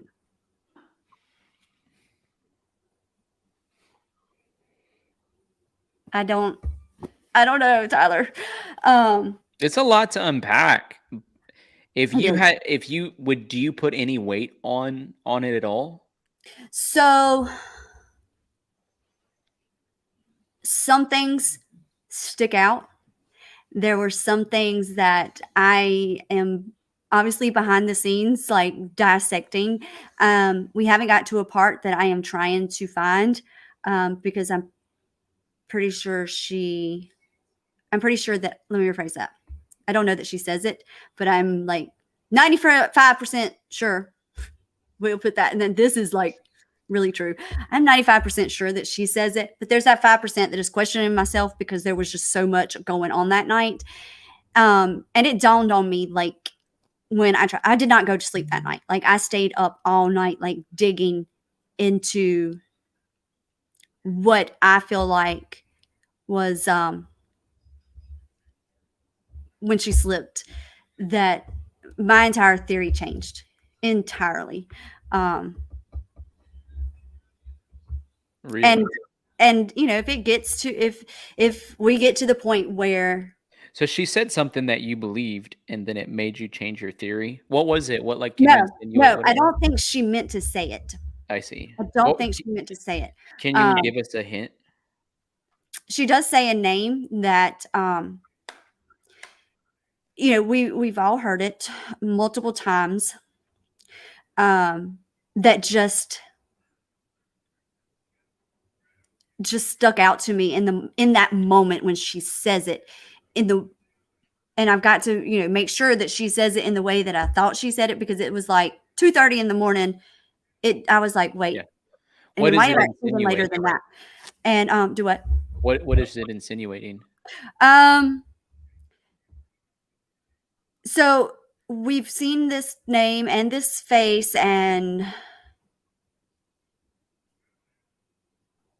this is someone that is around a whole lot. And when it was said if it was said, let me say that, if it was said when I heard it in the capacity that I feel like I heard it, to me, it's a game changer for everything. And if that is the case, I'm not going to hold it back. I'm going to let you know my feelings and my thoughts. And like, I've had several thoughts and theories, but I want to know before I say, yep, this is, without, but the day that I do come forward, and we'd be like, okay, we're going to put this down on this date that I guess I can say this. I mean, because there's so many of them with the same name, I don't reckon it matters, because you would have to, like, there's a whole bunch of Nates, there's a whole bunch of Evans, there's a whole bunch of, like, we could just keep going with all these names that are the same. So, you guys, I can say, you're just gonna have to go figure out which one you would put more into the scenario, I guess. Does it have to do with the tow truck driver? No. Are you talking about the AAA guy? Yeah. From AWP? Mm-hmm. Or the one that, no, has nothing to do with... Like the testimony of what that guy was saying. Let me get through these super stickers real fast. Hey, Neil. Yeah. Thank you for that super sticker. Really appreciate it. Melissa says, Michelle Sutton, good luck on your channel. We've linked it quite a bit, by the way, too. Thank you. Debbie says, love Michelle. So glad that you're here. Woo! Thank you, Debbie, for that. People love you. I'm going to turn my camera off so I can hug my baby. Oh, okay. Doctora Latina says, Megan claims more than a half a truckee is Hispanic and doesn't speak English. She claims that the reason police are having trouble getting information on this case, truth, 12% of truckee is Hispanic. Don't blame them, please. I totally agree with you, and that is such an easy fact to look up. All we got to do is type in Truckee, California, and it will tell us the demographics. Half. That's wild. The population of Truckee, California is 16,180 people. The demographics were 86% white and 18% Hispanic. So there you go, Doctora Latina. Look, if people are still asking about the name and the initials, you guys, I'm not until I have proof. And I've said that from day one. And when I got one email that, confirmed. Well, don't tell the name, but tell us what it was insinuating. It would go with the whole foul play, and there will be I've been digging into all the symbolisms of everything that we have seen. I've spoken to, my sister has a friend that is that practices some of the things that we've seen, and so she was able to guide us with a couple of things. And some of the symbolisms, a lot of these symbolisms, you would not even have thought to put together. For instance, okay, we've all picked up on this honor and silence, and there's honor and silence. That I hate that. I hate that. I hate that too. But we hear hope, and we hear balance, and we hear these over and over and over. And so there is a religion that all of that is based on. But this debunks the cult thing, because like I said earlier, everything can be turned into a cult. You and I could be running a cult right now. Like, if you're a Republican, we're not, for the record, but yes, right. But I'm just saying, they're following us, so they could be, in our little cult, and that's just the way that everything is turned into now. And do they have weird things? Well, not to them, but to us, yes. But to them, no. That's what they believe, and that was some of what I was looking at, right? Like, whenever I added you up on the panel, there's just some imagery that is peculiar to me. That, I'm someone who's been to lots of funerals and stuff. Like, why is there bird wings and feathers on this table? So. Why is it cool for everybody to be flipping off and taking pictures of it? You know what I mean? It just okay. Why is there's a Buddha statue? It's just, okay. So I'm gonna break this down Thursday night. My sister, bless her heart, I love her. She's in here, and she knows that we tell her all the time she's not very smart. But this time she was to the rescue, because she knew my brain was just in so many different ways. This particular religion, and my thing is, it's a religion, and it's their beliefs, and they get to worship and pray and all that however they want. They have to answer for what they do. Yeah, I think one of the things that makes our nation great is the fact that we do have freedom of religion. Right. I'm a Christian personally. I hate how it seems like in our current culture, everybody wants to gang up on Christians. But it is clear to me, and it's people. Somebody quit my channel the other day because I said that they were clearly not Christians.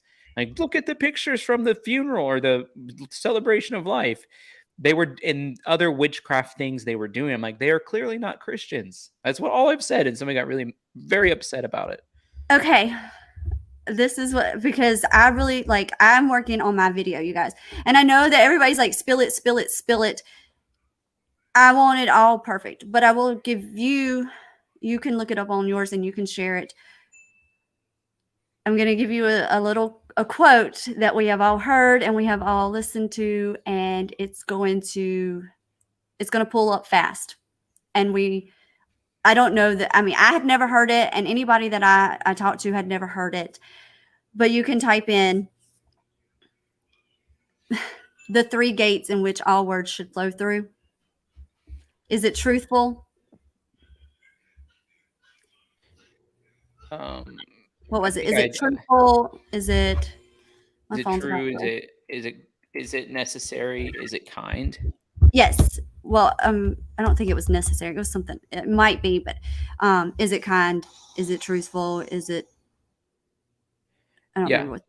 Yeah. If Is you it true? Is it necessary? Is it kind? So it'll be, you know how they'll pull up quotes. It'll come up under. It should for you. I mean, if it doesn't, I can. Yeah, I I pulled can. it up. It came up under this guy named Rumi, who's from the year 1200. It also. Which is a This Muslim is me, myth. and I can't prove this, but there's been the whole speculation on the middle finger thing. There's 8 hands in that picture.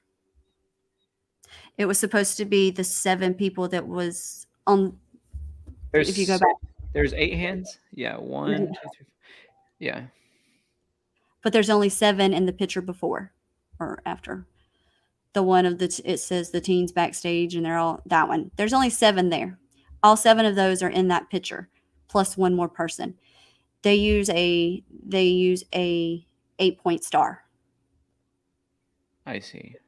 And to me, that was like, you have to like dig into things. So I don't know if anybody figured out who the guy was. But there was a lot of symbolism.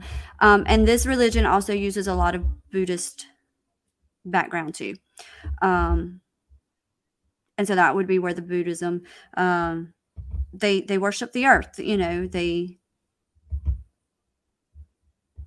and so that is their God. They also have. Okay. Do you have the picture of Kiely on a rock with her, where they're like showing the back of her phone? Like, if you have that photo. Was it from the weddings? I just said wedding ceremony. Was it from the celebration of life? What I'll do is I'll just email it to you really quick. Well, Okay. no, yeah, I can do it just if my phone don't die really quick.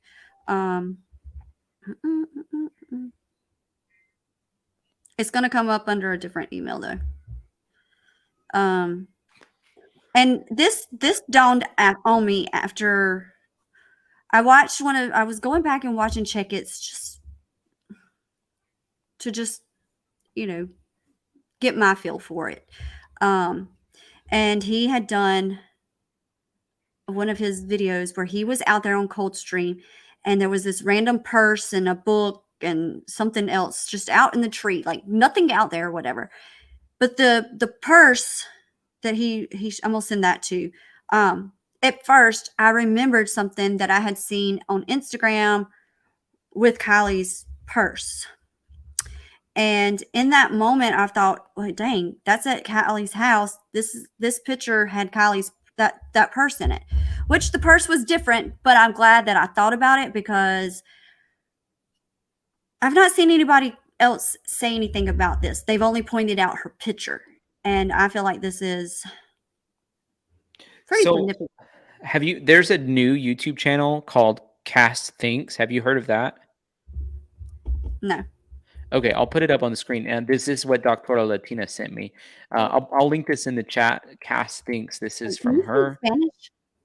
Hmm? Can you speak Spanish? Not very well. Oh, it rolled off your tongue like I did have to speak Spanish yesterday. I can do just a little bit from doing mission trips and stuff. And there was like an Amazon delivery driver that showed up at my apartment building, and I was like having to help her because she didn't speak English. Okay, legal and ethical disclaimer. This is from Cass Thinks, who's trying to find the symbolism in Kiely's celebration of life.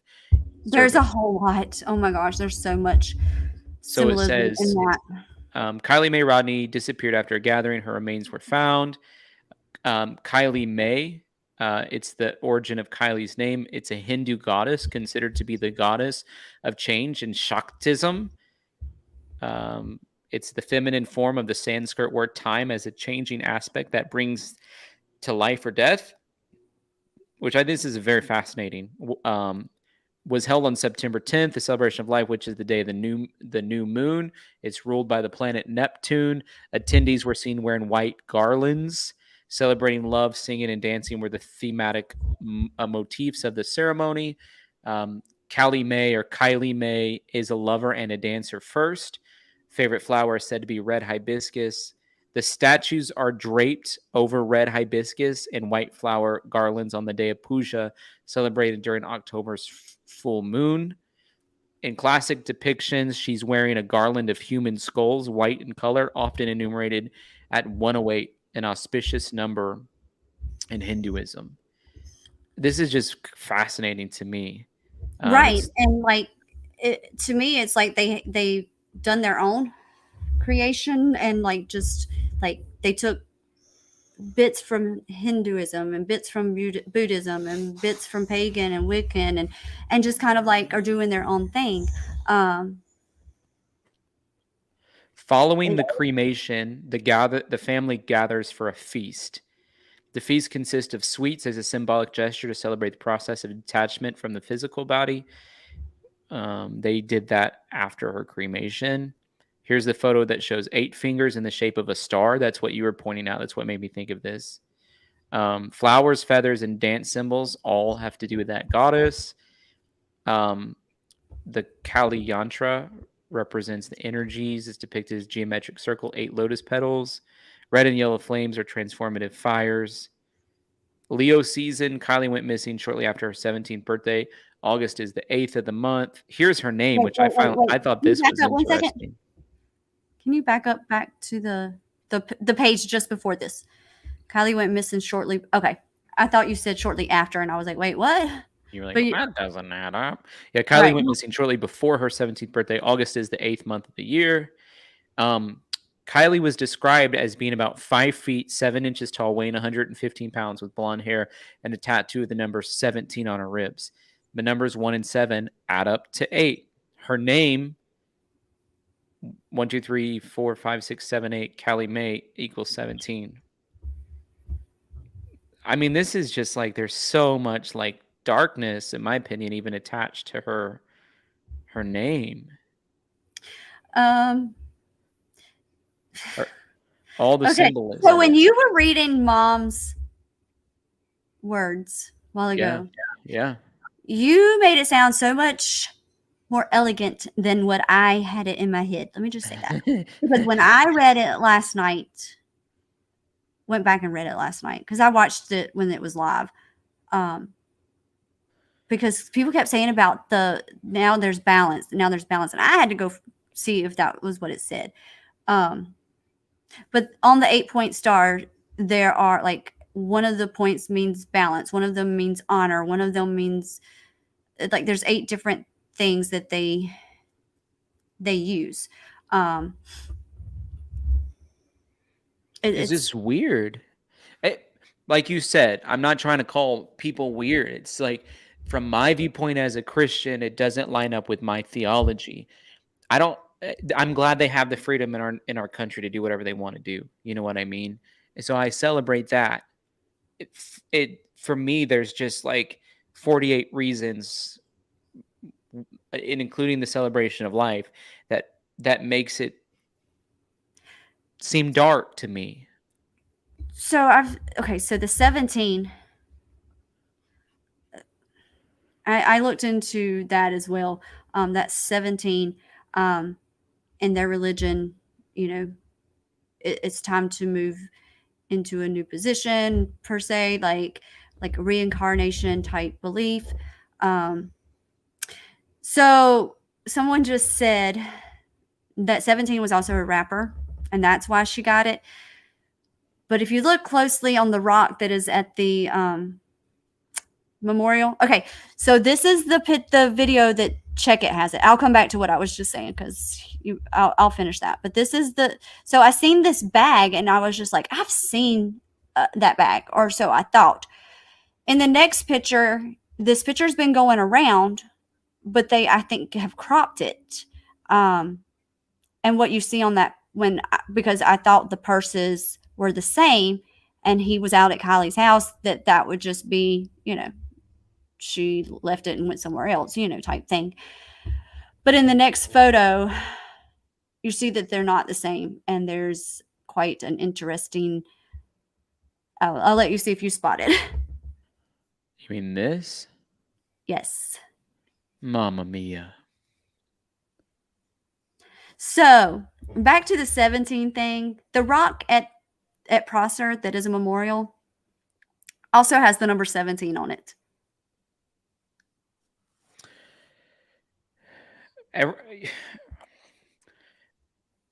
There's just a lot about it, right? That's weird. That's abnormal. I don't want to make people think I'm like being disrespectful to people. I'm not. I love people. I disagree with the spirit that's behind what they're doing personally. Hey, do you see Kay Cooper's comment? No, there's so many comments. So she says also, because they have a different calendar, their own holidays, and I haven't gotten there. I just seen it last night. But she said also in the pagan tradition, holiday is every year on August 6th through 7th. Exactly the dates Kiely went missing. Another red flag. I didn't know that. So someone just messaged me this about paganism. And it says, contemporary paganism has sometimes been associated with the New Age movement, with scholars highlighting both their similarities and differences. The academic field of pagan studies began to coalesce in the 1990s, emerging from disparate scholarship in the preceding 2 decades. Adherents rely on pre-Christian, folkloric, and ethnographic sources to a variety of degrees, many following a spirituality that they accept as entirely modern, while others claim prehistoric beliefs, and they attempt to revive indigenous ethnic religions. Academic research has placed the pagan movement along with the spectrum, with eclecticism on one and polytheistic reconstructionism on the other. Polytheism, animalism, and pantheism are common features of this theology. So it's basically just a bunch of New Age Yes. stuff. And I have a couple of locals that people are hollering cult, and I was like, we don't have proof that the whole town is a cult. And so they even spoke their truth, like not everybody is the same there, just like everybody's not rich there like it's made out to be. So for my people, I wanted to find out how I could debunk the cult thing, because you're saying the whole entire town, there's no way. I know people were saying that to me too, and I was like, what? But then there is a big influence of Scientology. There are a lot of people that have vacation homes in that county and area that are wealthy.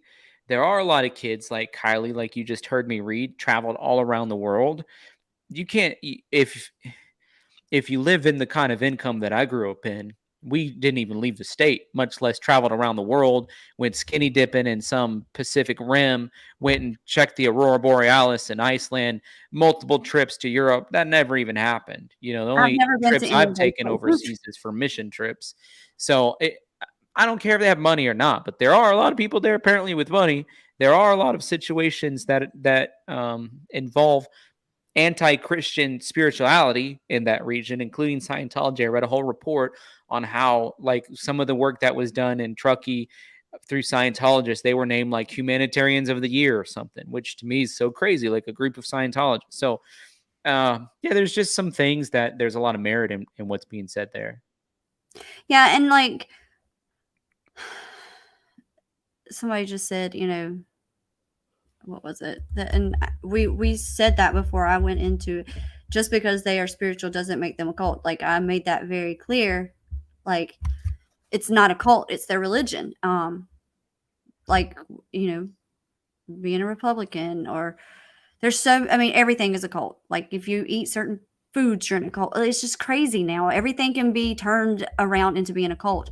And basically that is about your... Well, what is a cult? A cult is a system of religious veneration and devotion toward a particular figure or object. A relatively small group of people having religious beliefs or practices regarded by others as strange. Fits the definition. Yeah, but they could turn... even though I'm Christian, they can turn around and say the same thing. Like a Southern Baptist or, No, they couldn't say that because it's not a relatively small group of people. well, There's like 40 million Southern Baptists in the United States. Well, that's because we're loud and obnoxious. I mean, it was the way that we were raised. Like if we had been taught another religion and raised in a different kind of church, we would be the same way. It's just as much as Could be. Yeah, Could we be. would totally be the same way defending our community. Could be. Well, I'll let you go, but I'm so glad that you came up on the stream, and I wanted to. I was like, oh, I know her. Finally, like something's going crazy on the internet with somebody that I know, and she comes on our channel a lot. So I'm so glad that I was sitting here and I was just like rewatching my videos just to make sure that I haven't said anything, because I was directed to one video where I was pretty much called out, but it was in the wrong light. So I wanted to just go back and clarify that I never said anything, and just for my, and I'm in the clear. You got, if you're putting it out there, that's on you. You got to live with what you said, because it's not affecting me and what is going on here.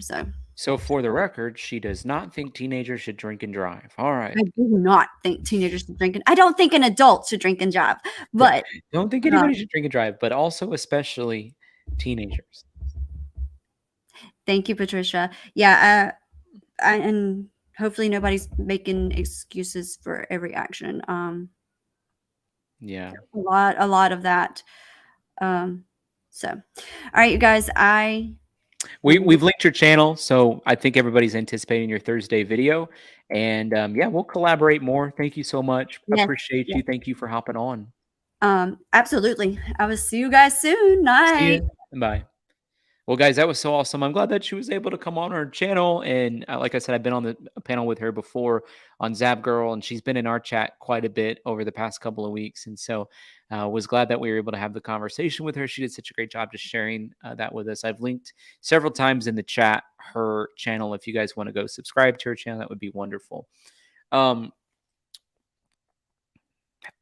Amy, right at the top of the second hour of us being on air, wondering if anybody wants to hop aboard our super sticker train. That'd be awesome, Amy. Thank you so much for that. Does anybody want to hop aboard super sticker train? It'd be awesome if we got 15 people the first train. If we can get 15 people this train, just boop, boop, boop, boop, boop, boop, boop, that would be awesome. Actually, let's make it 13 because it's October, which is 10, and 3rd, which is the 3rd. So we can get 13 people on the super sticker train. Again, that video, let me try to go back to that video that I had up that Doctora Latina sent me. Yeah, here we go. There's just so much about this, guys, that, let me see if does it have audio? Underwater in Prosser Creek Reservoir in Northern California on August 21st. And I think her name might actually be coming from a name of a Hindu goddess named Kali Ma. This is a Hindu goddess considered. I wouldn't be surprised. I'm linking again this video in the chat for anybody who wants to go and watch it. Hey, Patty, thank you so much. Number 1 on that super sticker train. Really appreciate it. Hey, Wanda Life. Number 2, thank you so much. Really appreciate your support. And thank you, the Wanda Life, for just kept making sure we were connected well with Michelle. Thank you so much. Hey, Neil Nelson. Thank you for that. I hope you're having a great day. You're number 3. Thank you so much for that super sticker. Hey, Joanne. Great to see you. Hope you're doing well today. Hey, Tracy. Good to hear from you. Hope you're doing well. You're number 5 on our super sticker channel. Really appreciate it. Really appreciate it. Thanks for subscribing, Ryan Zion. Good to have you. Thank you guys so much for being a part of the stream and the channel today. Really appreciate it. Appreciate your encouragement. Appreciate those of you who've joined the Feller fam. I don't know if you guys saw it. I gave away a membership earlier today. Just as a way to say thank you. Appreciate it. Also hoping to help us get to that. We're trying to get to the 10 new Feller fam members today, Mark. We only have 3, so I don't know if we're going to get there. But maybe we'll at least get to 13 on the super sticker train. To be the goddess of change. Kali is the feminine form of the Sanskrit word kala, which means time. And time in this context means a changing aspect of nature that brings things to life or death. Kiely's celebration of life was held on September 10. It was the day of the new moon. The new moon was in Pisces. The zodiac symbol for Pisces is a fish. And Pisces, as an astrological sign, is ruled by the planet Neptune, who is considered to be the god of the sea. Attendees were seen wearing white garlands, as you can see in the picture on the right. And so there's some of that information if you guys want to go back and check it out. Hey, it's me. Good to see you. Thank you for that super sticker, Mary. Hey, Mary. For some reason, when I said your name, instantly my mind went to Mary Had a Little Lamb, the song. Don't know why, but it is true. Mary had a little lamb. So that song's now stuck in my head. Thank you, Mary, for your super sticker. Then thank you for being a part of the stream tonight. Really appreciate it. Hey, Tim, good to see you. Thank you.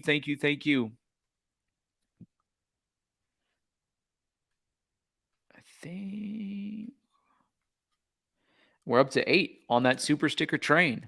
Boom. Thank you. Now that hundreds of people have found solace after the September 10th memorial service, for Kiely Rodni, whose body was found in the Prosser Creek. This is, again, guys, I'm reading from the Moonshine Inc., which is the local newspaper there in Truckee. Many Truckee Tahoe residents continue to suffer from the loss of their friend, child, student, and acquaintance. In addition, several have reeled from the at times horrific defamation and uninformed accusations and theorizations that have occurred on social media. Fear likely propelled some of the wilder speculation, but other factors, including financial gain, fame, and/or addiction, have also figured in. Locally, mental health experts have geared up to help. Tahoe and Truckee are unique communities, both small and full of people who are tightly connected by schools, volunteer jobs, work, and outdoor activities. Everybody is 1 degree of separation. It's like we're a giant high school. Nevada County's Behavioral Health Department particularly serves Medi-Cal recipients. Medi-Cal, that serve those with severe mental illness, but can link anyone who calls with help. Not everyone needs professional help, but now is especially a good time to pay attention and lean on the existing resources. Those include family, friends, counselors, whatever activities ground you, heal you, soothe you, like hiking, jumping in a lake, going for a walk, or taking a mountain bike ride. Probably the best thing we can do is keep open lines of communication. Help is available. There's all the places you can call. So pretty much they're trying to say, listen, folks, you guys need some help mentally. I don't disagree with that. It probably is true, right? There probably is some mental help therapy that's needed, after all this. Here's another article. Again, I'm just trying to pay attention to the local articles and what's being said. It says in early August, our close-knit Tahoe community was rocked like never before when 16-year-old Kiely Rodni went missing from a party near the Prosser family campground. Truckee's a big little town in which everyone's connected. If you did not know Kiely personally, it's practically a given that you know someone who did. There's a lot of emotions running through the community. It wasn't long before the news of Kylie's disappearance spread across the nation and even as far as the United Kingdom, with flashy headlines and social media posts sensationalizing her case. With that came the trolls. Our culture, our way of life here in the mountains was quickly under a microscope as keyboard crusaders began to not only dissect Kylie's disappearance, but also to pass judgment on everyone and everything involved in our search for her. Oh, you guys can't even see what I'm reading.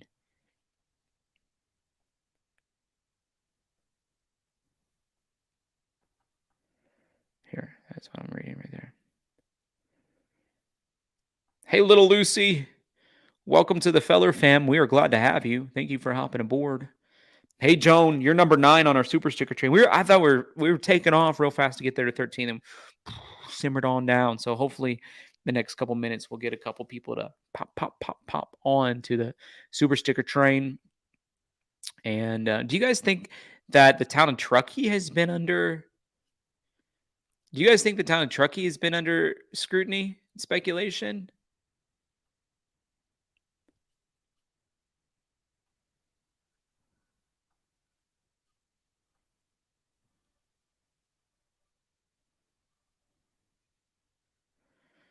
I don't really think the town of Truckee's been under speculation, personally.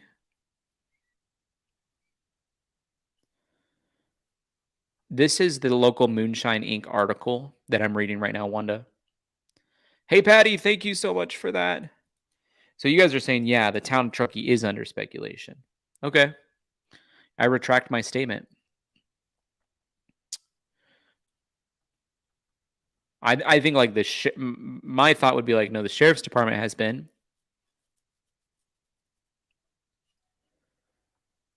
Just as quickly as those headlines spread, however, they fade with the discovery of Kylie's remains in the Prosser Creek. Although national news outlets and social medias may no longer be thinking of Kiely, not the case here.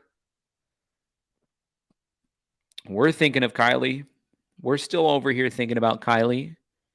My mind's not giving up on this case until we know that there's justice. And I'm 25% thinking foul play, like the person earlier had said, but I'm 75% thinking there's foul play. And if it was an accident and if it wasn't foul play, then we have to know why. What are all the reasons that went into that? Hey, Matt, thank you for hopping aboard that super sticker train. Boom. Neil Nelson coming in hot again. That's a big one, Neil. I think 20 is like the top. Like you're maybe our second $20 today. And it's right in line with the top super sticker, super chat that we've had at all in total today. So really appreciate that. Thank you, thank you, thank you. Hey, Joanne, really appreciate you. MC, really appreciate you. That's 13. 13. Thank you, thank you, thank you. I think the Wanda Life sent a 20 earlier today. And thank you, the Wanda Life. Thank you, Neil Nelson. You guys are so generous and kind. Thank you.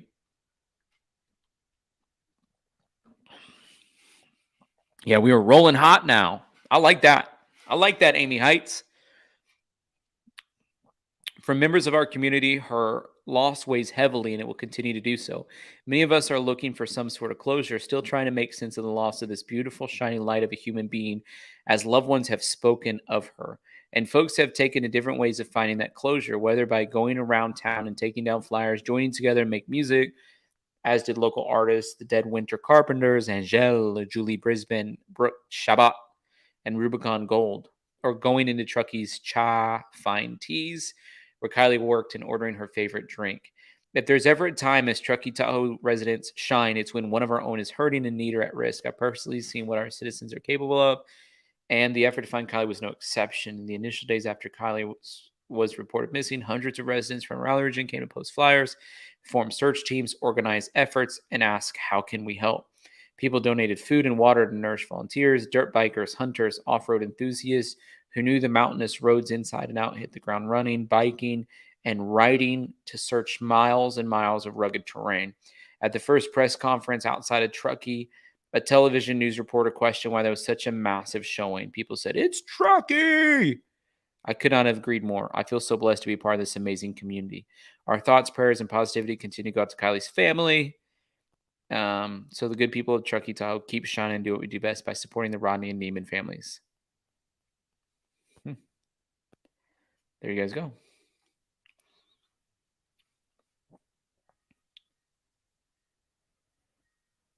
MC, another one. Another one. Thank you so much. Hey, Trish, thank you for that super sticker. Means a lot. Really appreciate it. Thank you. Oh, you're saying it's Megan. You're the one from the call earlier. Email me and I'll have you on just for a few minutes because there's some questions I want to ask you involving what you heard about that 911 call. My email is press@tylerfeller.com.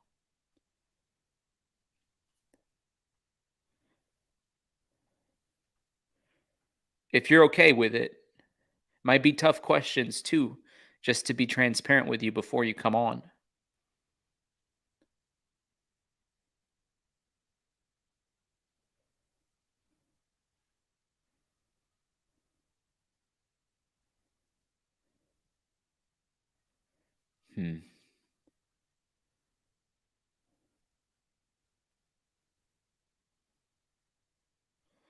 Here's an article that I'm going to share that was written by Lindsay Neiman, Kylie's mom, published in the Moonshine Inc. It says, "My sweet, sweet girl, my love, my heart, an ocean of grief that I will cry tear by tear for the rest of my life, or however long it takes to cry an ocean. Our fierce, brilliant muse, a ballad composed of joyous melody and sorrowful harmony. No sound will ever lay sweet on our ear. No lyrics will ever dance so gracefully from our tongue. Hers was a song we knew by heart. Hers was a life all her own. Our very best memory. Silly games and passionate arguments, tears and laughter, mistakes and honor. She will not fade away, for her brother, mother, two fathers, grandparents, aunties, uncles, cousins, and dear friends will continue singing her song to each dawning day. Good night, dear child. Sleep well. Lindsay Neiman, literally has a gift from God for writing. It's just true. Hey, Matt, hope you're doing well. Thank you for your super sticker again. Really appreciate you. Doctora Latina says, how about the prevention of future tragedy, Truckee? Good point, Doctora Latina. And one of the things, that's another thing I was going to show. I'm glad you said that to me. I am glad you just said that to me, Doctora Latina, because I wanted to show you guys this. I was on a Facebook page. This is a Facebook page I'm not banned from, unlike the other Facebook page, which is stupid. Because I agree with you. As I'm reading this, I had this righteous anger inside me. It's telling, 15,000 people. There's definitely enough opportunity there as far as people goes for there to be some sort of like social outlet for students that can generate revenue enough to survive. I think youth groups need to be empowered there with better tools to be able to reach some of these young people. And so we really need to pray for this community. And I wish there was a youth pastor that I knew in Truckee, because I would try to figure out how we can partner with them. Because I think that's actually that's my solution. She said, I was going to the same location to parties on horseback when I was 15, 16. We do not have theaters, malls, dance clubs, roller skating rings here. So this is how local kids socialize.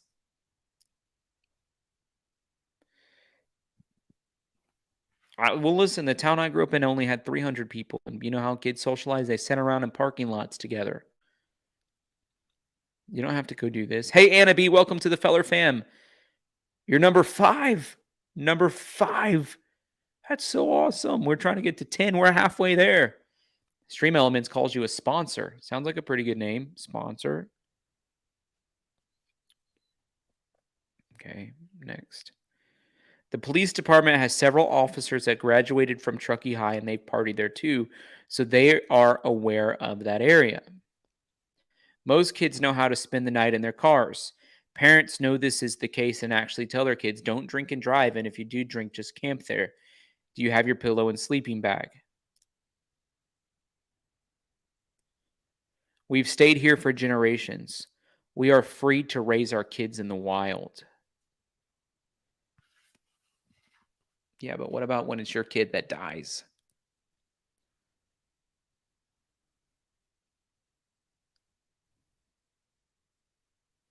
What about when it's your kid that dies?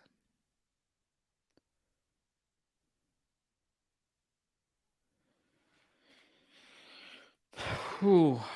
Hey, Patty, thank you for that super sticker. Really appreciate it. Megan, my email is press@tylerfeller.com. One of our mods, we have the best mods in the whole game. Wow, it blows my mind how amazing our mods are.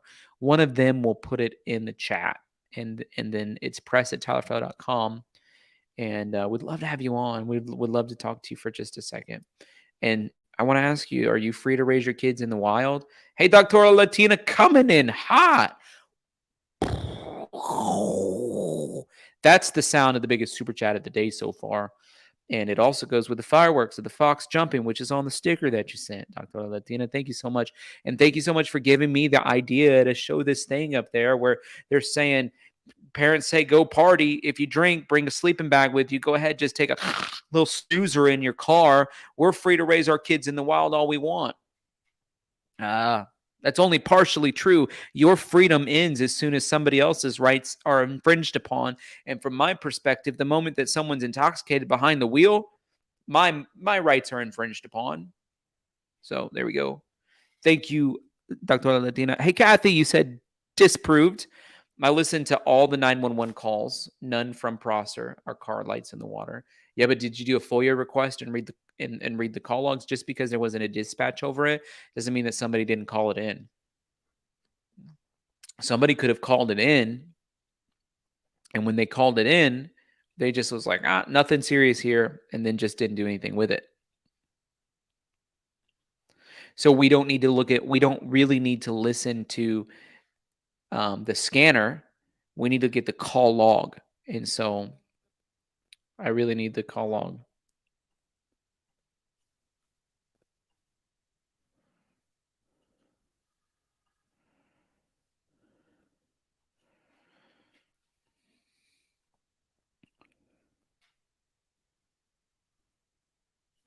Okay, let me see if there's anything else on here. Most kids know how to spend the night in their cars. Parents know this case. They say don't drink and drive. We've stayed here for generations. We are free to raise our kids in the wild. I would hate to be your kid, just saying.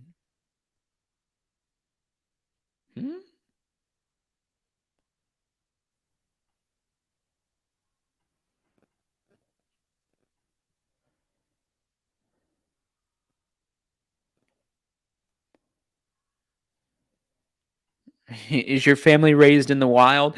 I think what they mean by the wild is they let them do whatever they want.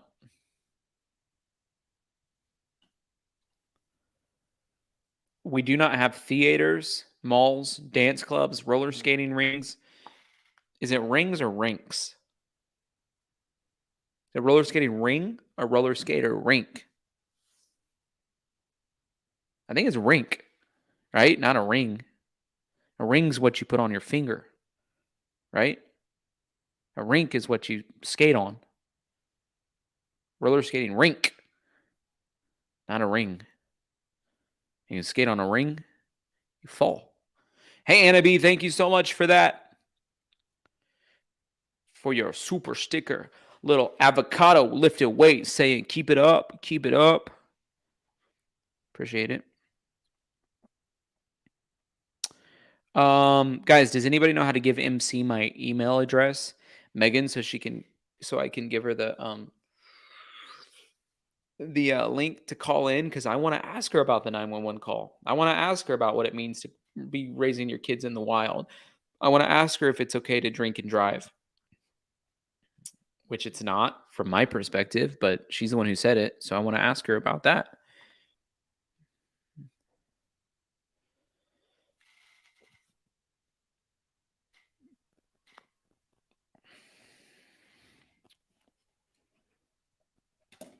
Rink, rink, ring, rink.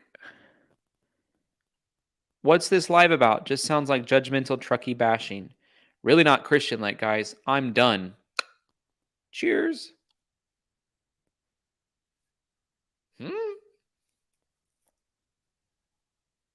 Have we bashed? Have we bashed Truckee? I'm just reading a comment that somebody else made from Truckee saying that they don't have theaters, malls, dance clubs, roller skating rings, dance clubs.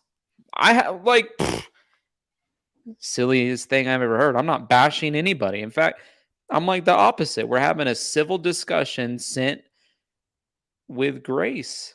Talked about with grace.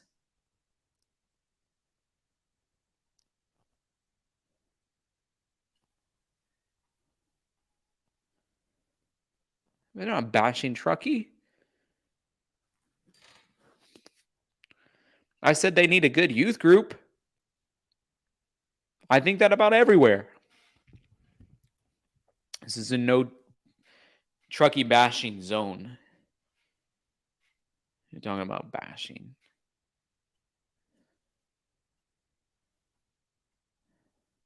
I have no idea what I could have said that would even be misinterpreted that way, you know?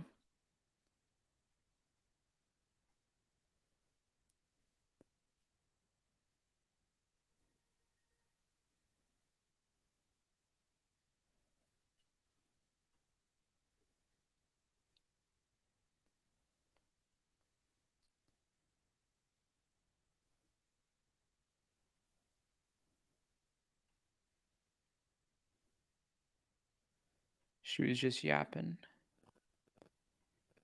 I don't know about that, but we're a no troll zone. We're a no bashing zone. We're a uplift, encourage, love one another zone. It's like the other person the other day who was like, whatever, they was making some kind of statement that made it sound like I was like coming against them because of their religious beliefs. I'm like, what? I didn't even say anything. I said they're clearly not Christian based on what they're practicing. That's all. Mark put this, is it just me or does everyone seem way too happy? It looks more like a wedding or a graduation instead of a memorial. I accidentally said wedding earlier.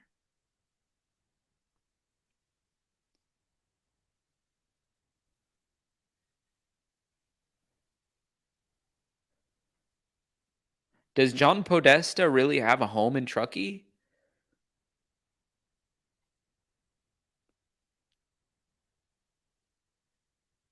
He has a home in Lake Tahoe or in Truckee?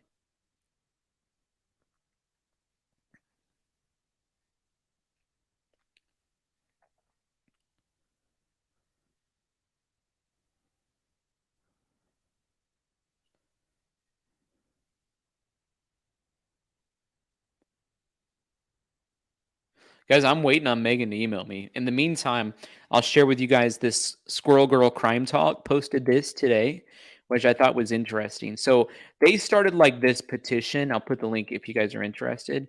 They started like Squirrel Girl or whatever posted this petition where it was like Adventures with Purpose needs the reward money. Understandable. So everybody was like going and trying to like sign up on the petition. Well, she ends up getting this email that says, we're writing to let you know that we've received a complaint about a minor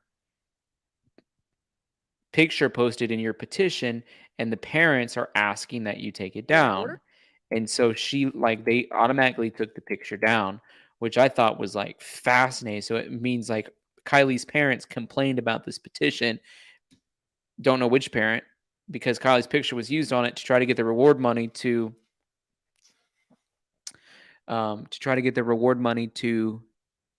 Adventures with Purpose, which I think is a fair thing. Like, I haven't asked Doug from Adventures with Purpose, which is the only Adventures with Purpose person I've talked to. I have not asked him what his viewpoints or thoughts or beliefs were on him getting that. You know what I mean?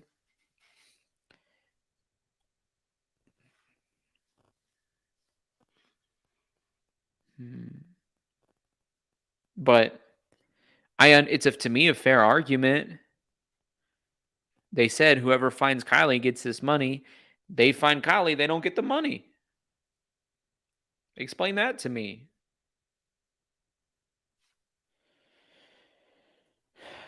Agent 99 made a tweet today too that I really liked. I don't know who Agent 99 is, but I liked this tweet because it makes sense. I understand that teenagers do silly things. She said, I live in the Rust Belt, so hippie culture is foreign to us. Did we sneak in drink as teens? Yes. Unbeknownst to our folks, I can say as a fact, if a family child died from a party that alcohol was illegally provided to teens, we would. In the words of Liam Neeson, I will find you. We would find that person.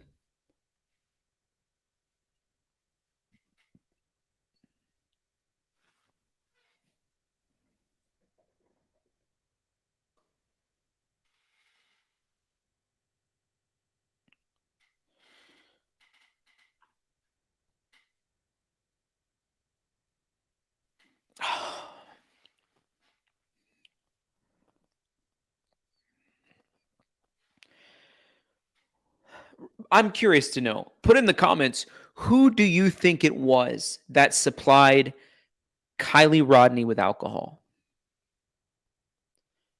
Yeah, I don't know much about Kate. I don't know what you're talking about, Rust Belt versus hippie culture and all that.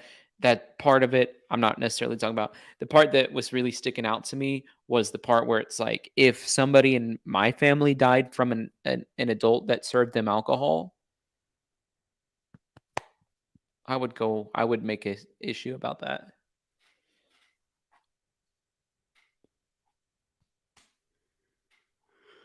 Actually, I'd probably be grieving so bad I wouldn't even cross my mind. But if I wasn't grieving so bad, I would try to get to the bottom of it.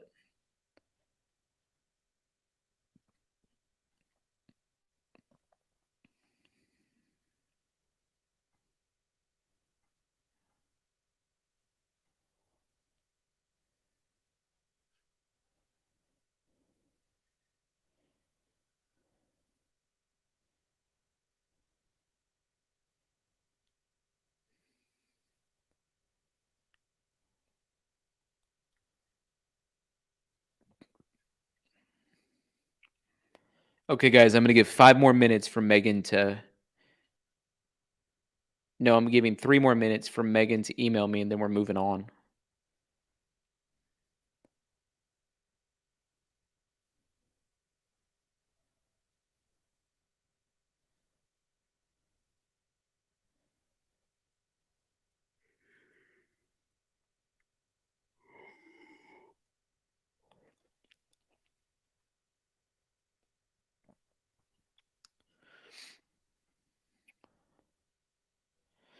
Amy says I gave her your email. Yeah, I know Keith was saying he gave her the email too. That's a great point, Keith. They had hookups at liquor stores or convenience stores to sell beer and wine. Well, I drank 1 or 2 times when I was underage, and I was with my cousin, and he was underage, and he just walked into the gas station and bought alcohol and then walked out. And they never ID'd him or questioned him because he knew them. That does happen in a small town, so that's a good point. So Kiely herself, look at the CCTV. It's a good point. It's a very good point, guys. Very good point. I agree with the one alive. We're waiting over here, Megan. We're waiting for you to send an email.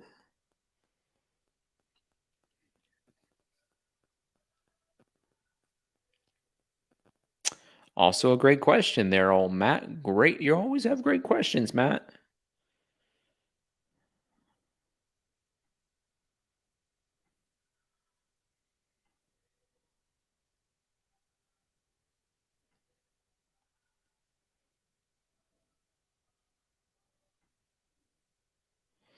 Patricia, I'm not doing that because there's a bunch of weirdos that are hopping on streams.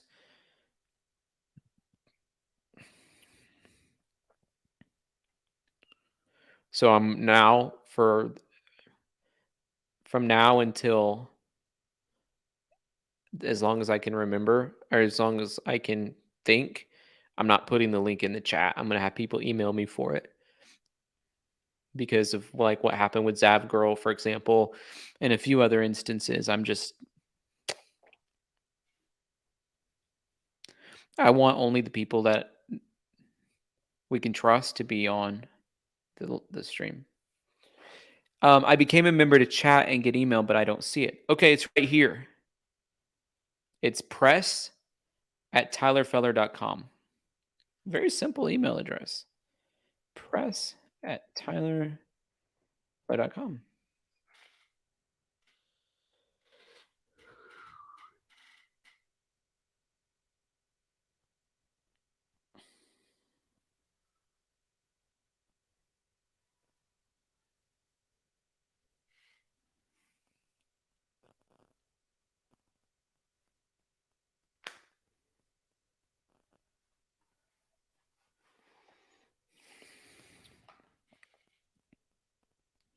Yeah, Dr. Lisa's like, sounds like a rough time with Collins.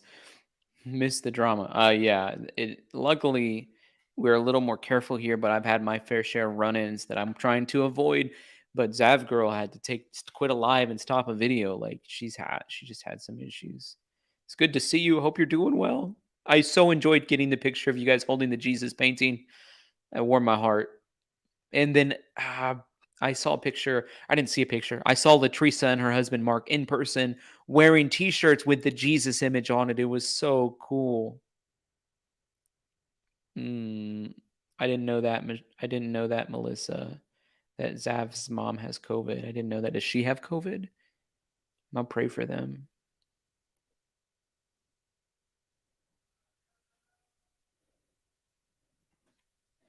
I'll send Zav a voice memo right now.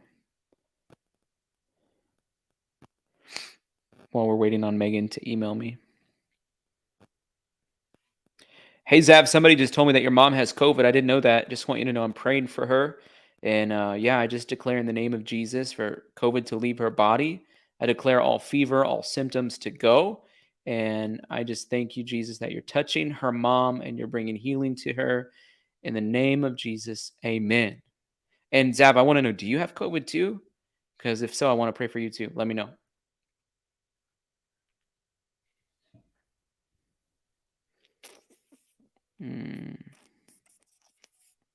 I literally hate COVID. Okay.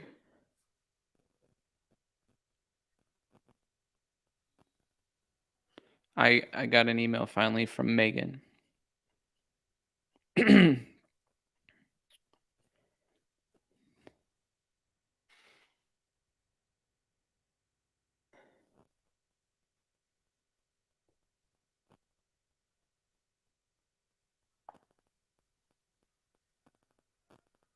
Neil, it wasn't her comments. It was somebody who came up on the panel. And they started, and she had to step away for a second. And they started showing a bunch of like pornographic footage and stuff, apparently. Hey, Megan, how are you? Are you there? Yeah, hi, I'm here. Can you hear me? Can you show your face just for a second? That way I know for sure it's you. Okay, I see you. Thank you. Yeah, I can hear you. Is it okay if I ask you some questions based on your call you had with Michelle the other day? Yeah, that's fine. Okay, so were you saying that like you think the 911 call is true, or were you saying that you I heard found out today, because I heard this a couple weeks ago, and I found out today that someone had actually paid for the after I said that, has paid for the month of the whole month of 911 calls from August to whatever, and there was no 911 call made. I guess I got lied to on that one because I thought it was strange too. But then I heard you say just now about that it could be that they did nothing about it. So I don't know. I was told that from someone. What they bought was like the police scanner. So like that doesn't say anything to me. But tell me what happened, because you were on. We're not gonna have like an 8-hour stream, but you were on that stream for too long. Britt, can Yeah. you break me down just the bullet points of it? So essentially, what happened was you were at the grocery store. The cashier or someone says to you, No, I happened to ask someone that worked there a question about something completely different. And I was showing them a picture of something else on my phone, and Kiely came up on my phone. And she said, and I said, that's about the missing girl. And she said that her workers that work there had told me that they had seen lights go into the water, and they called it in, and she believed them because it was someone that she trusted, but they didn't take them seriously. So that's all I know. okay, so you were just hearing it like third hand, and then. But she told me that she said that the people that she heard it from, she believed. They've never lied to her before. And so I've known it for about a month, but no one's ever said anything about it. So I didn't. Who was the person? And so what do you mean? You said it was one of her girls. It was like a girl who works at the store? Yes, that she's worked with. She was their boss. So maybe you can go back in the grocery store and ask the actual girl. She works there. I actually went through her line yesterday, and I was going to ask her, but then I got kind of chickened about it because I don't know if she wants her name out there. The lady wouldn't give me her name. But it's okay to have a little courage and ask some tough questions. That's what I'm doing with you right now. And is there anything that you said on Michelle's stream the other day that you want to take back? Because listen, I know when we're on a stream, they're asking you questions. Some things might just come out. No, I don't. I said everything that I know. I did a stream earlier today with a different channel that debunked a lot of things too. No, I don't think that I said anything completely wrong, but I could be wrong. I didn't know if because some people said that you were saying like it's okay for kids to drink and drive and stuff. Oh no, okay, about that. No, I don't care. I don't think it's okay for kids to drink and drive. When I said that she had to go home. And I said that my theory was that she pulled over to sober up so that she could go home. I see. Not that I don't think it's okay to drink and drive. Yeah, I think that's very good that you should clarify that and be very clear with I people don't, that and like when I said it, I say these kids do, and they do take back roads. I don't like my kids, they don't drink and drive, and I don't believe in drinking and driving, but some of these kids do, unfortunately. And because they live in back roads, they don't take regular street roads, is what I said. So maybe some of them did, but I don't encourage it. back roads or regular Anything. roads, either one is not okay. Yes, and about your about saying you're Christian, I am Christian, and we do have a very strong youth group that we go through, and many of these kids are in that youth group. Can you? I heard a girl say that she went to a youth group and Sammy had been there a few times. Can you email me the name of that youth group and stuff, because I want to reach out to that youth pastor. I know the youth pastor, and I went to high school with him, and he went to the memorial, and he actually is very, very. And then I also talked to a psychologist that was at the Teen Talks that wanted to go there, and they are working on it, trying to get better to get these kids. Yeah, but would you mind emailing me the name of the church or something, and I can reach out to him? Because I That's used fine. to be a youth pastor myself, and so for me, it's like a point of interest for me. No, but I can understand completely, and any help that they can get, I'm sure that they would love to hear from you. now your daughter is best friends with Sammy? Say that again. I can't hear Your- you very well. You're very muted. I don't know why. Oh, hang on. What about now? No, it's on my side. I think it's when I log in. If I mute, like I had to mute YouTube to come back. So I think it's that way. If I go back out and I come back in, I think I'll be able to hear you better. Oh, can you try that? Yeah.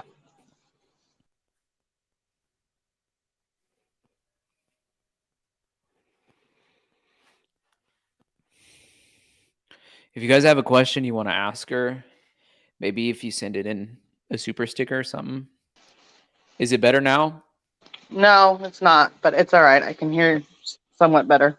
I'll just turn Okay. this off for right now. I was cooking dinner. I'm Is- pretty overwhelmed with all of this. I mean, my daughter called me today and said, "What the hell did you do?" And she's asked me not to make any more comments because she doesn't want me involved in it anymore. So I it's, understand that. So I'm trying to help you clear up some things that caused the internet to blow up based on your video you did the other day. I'm nervous and I've never done stuff like this before. So Yeah. Well, that's understandable.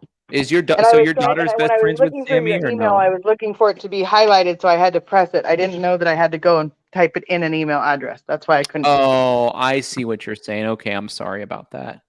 I And don't so put when he the kept link saying on I'm there. waiting, I'm like, I spent $15 or $20 to get in to tell you, and you're only on mod, so I can't comment on. I have to pay to comment. We're on subscriber mode, yeah, but yeah. So I don't put the link in the chat because there was just some crazy things that happened on some other people's channels, and we've had Yeah, some. I heard. Yeah, so I just do email with the link now. So I'm glad that we figured that out and was able to get it squared away. We do have a question from Wanda, the Wanda Life, just saying, what do you think happened to Kiely? I think it was a terrible accident. Mm-hmm. Yeah. Is that what the people in Truckee seem to think? Yes. From what I mean, there obviously has been many theories of what has happened and how it got out of control and everything else. And from what I understand, I think it was just from a mom's perspective, I think it's just a very horrible accident. But I think there is foul play involved in some way, shape, or form. So you think it's an accident with foul play? Yes. That's what Jennifer Coffindaffer said to me. So is your daughter's best friends with Sammy? My daughter has known Sammy for approximately 6 years. She did 4 years of high school with Sammy.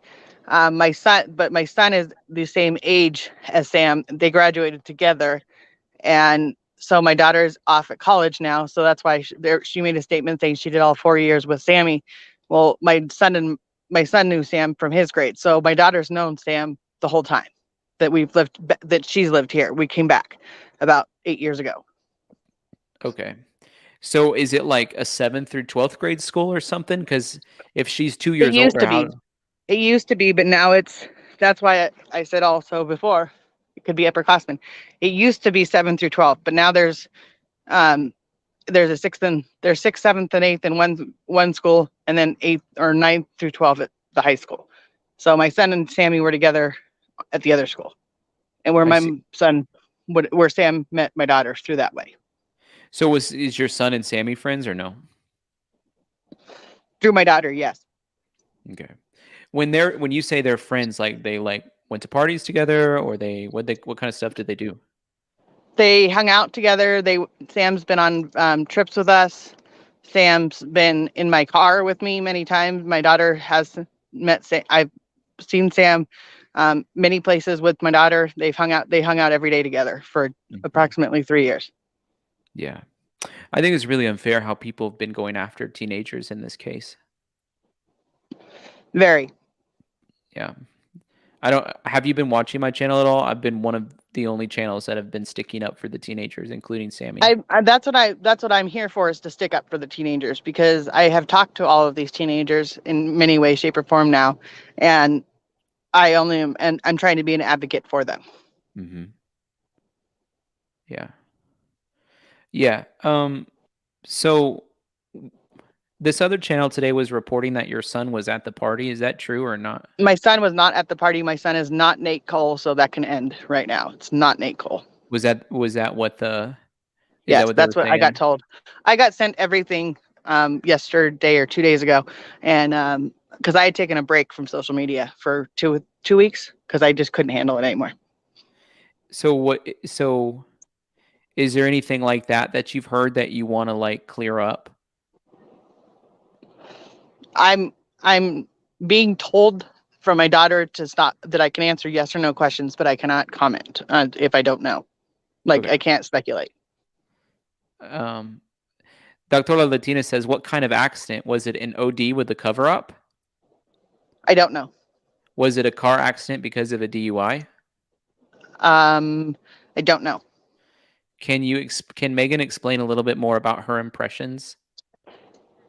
Impressions on what? Like just impressions of what you think happened.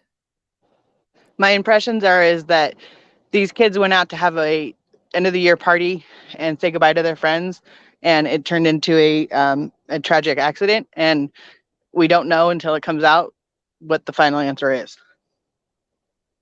Mm-hmm. Patricia says, MC, you are safe here. Hang in there. I'm trying. Mm-hmm. Yeah. So what does your daughter think about everything that's happened with Kiely? Did she know Kiely? Yeah, no, my daughter never met Kiely. She knows of Kiely through Sam. And I'll tell you, the day that Kiely went missing, it came up on my Facebook, and I honestly just thought nothing, that we'd find her within the day. So a lot of people thought the same thing, and it was a weekend, and people thought maybe she just needed the weekend off, that she was already in trouble with her mom and dad, and that she was going to be home Monday. And that's what everybody was kind of speculating. And when she didn't show up on Monday, that's when it hit the fan. Is it true that Kiely didn't have a relationship really with her mom? I mean, with her dad? I don't know the answer to that. Is it true that she mainly lived with her grandfather? I don't know the answer to that. I didn't know Kiely personally. No. Is it true that Sammy's mom's a lawyer? Yes, or retired. Yes. Is it true that her dad owns a private investigative company? I've heard this, and when I talked to Sam, because I told her that when I asked her all the questions the first night, I told her she probably needed to get a lawyer, and her answer to me was, my parents are both lawyers. And I went, oh, I did not know that. So I don't know the extent of what her parents are. I've never met her parents. And she was pretty close with Kiely, or they were kind of newer friends? I don't know the answer to that. Okay. Well, it's just heartbreaking what happened to Kiely. And I don't feel like I've really talked bad about Truckee. I certainly haven't tried to. Somebody earlier said I was bashing Truckee. I'm not trying to bash Truckee. The only thing I said was that I would like to connect to whatever youth group there is there. The thing with the youth groups is that there's many different churches here, and there's many different ways of life, and it's very hard for the kids to connect with one church and get them into church for any reason at all. it's a ongoing frustration. So when we think about like different religious atmospheres that exist in that area aside from Christianity, what is there? I I only know of the churches that I know of because I go to but there is many different churches. We have churches that are from that are more stop. My dog is driving me nuts. Hold on. Stop.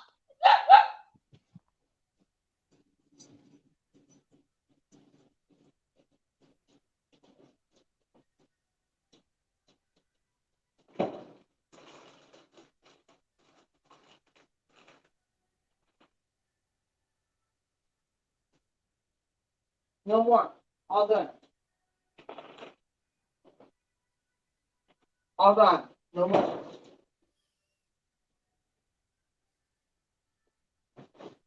Sorry about that. No, it's okay. I wish I had a dog. I really want one. Well, you can have this one. She's 13 and she drives me crazy. No, I love her to death. She's my baby. So besides Christian influence, what other religious atmospheres are there? I don't know I don't know the answer to that. Is there Scientology a big presence? I've recently heard that there is, but I did not know there was. So I've never put Truckee with Scientology together. Have you seen people doing like witchcraft and that kind of stuff? No. There's a lot of people here that believe in healing through meditation or not necessarily medication. They want to be healthy. It's a healthy town overall. But no, I've never heard of witchcraft being done in Truckee. Well, it was being done at Kiely's at the Lost Trail Lodge. They were having retreats. I don't know I've never been to the Lost Trail Lodge. I don't know anything about it. Is that considered part of Truckee, or is that sort of like in its own little place? I've not, like I said, I've never been there. I didn't even know it existed until this happened. I see. Did you ever talk to Sammy's parents? Like, since you guys were like friends, family friends. She was no. Okay. I've never talked to Sammy's parents.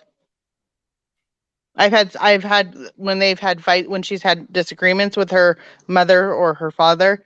My daughter has come home and said Sam might be staying the night at the house, and I said okay.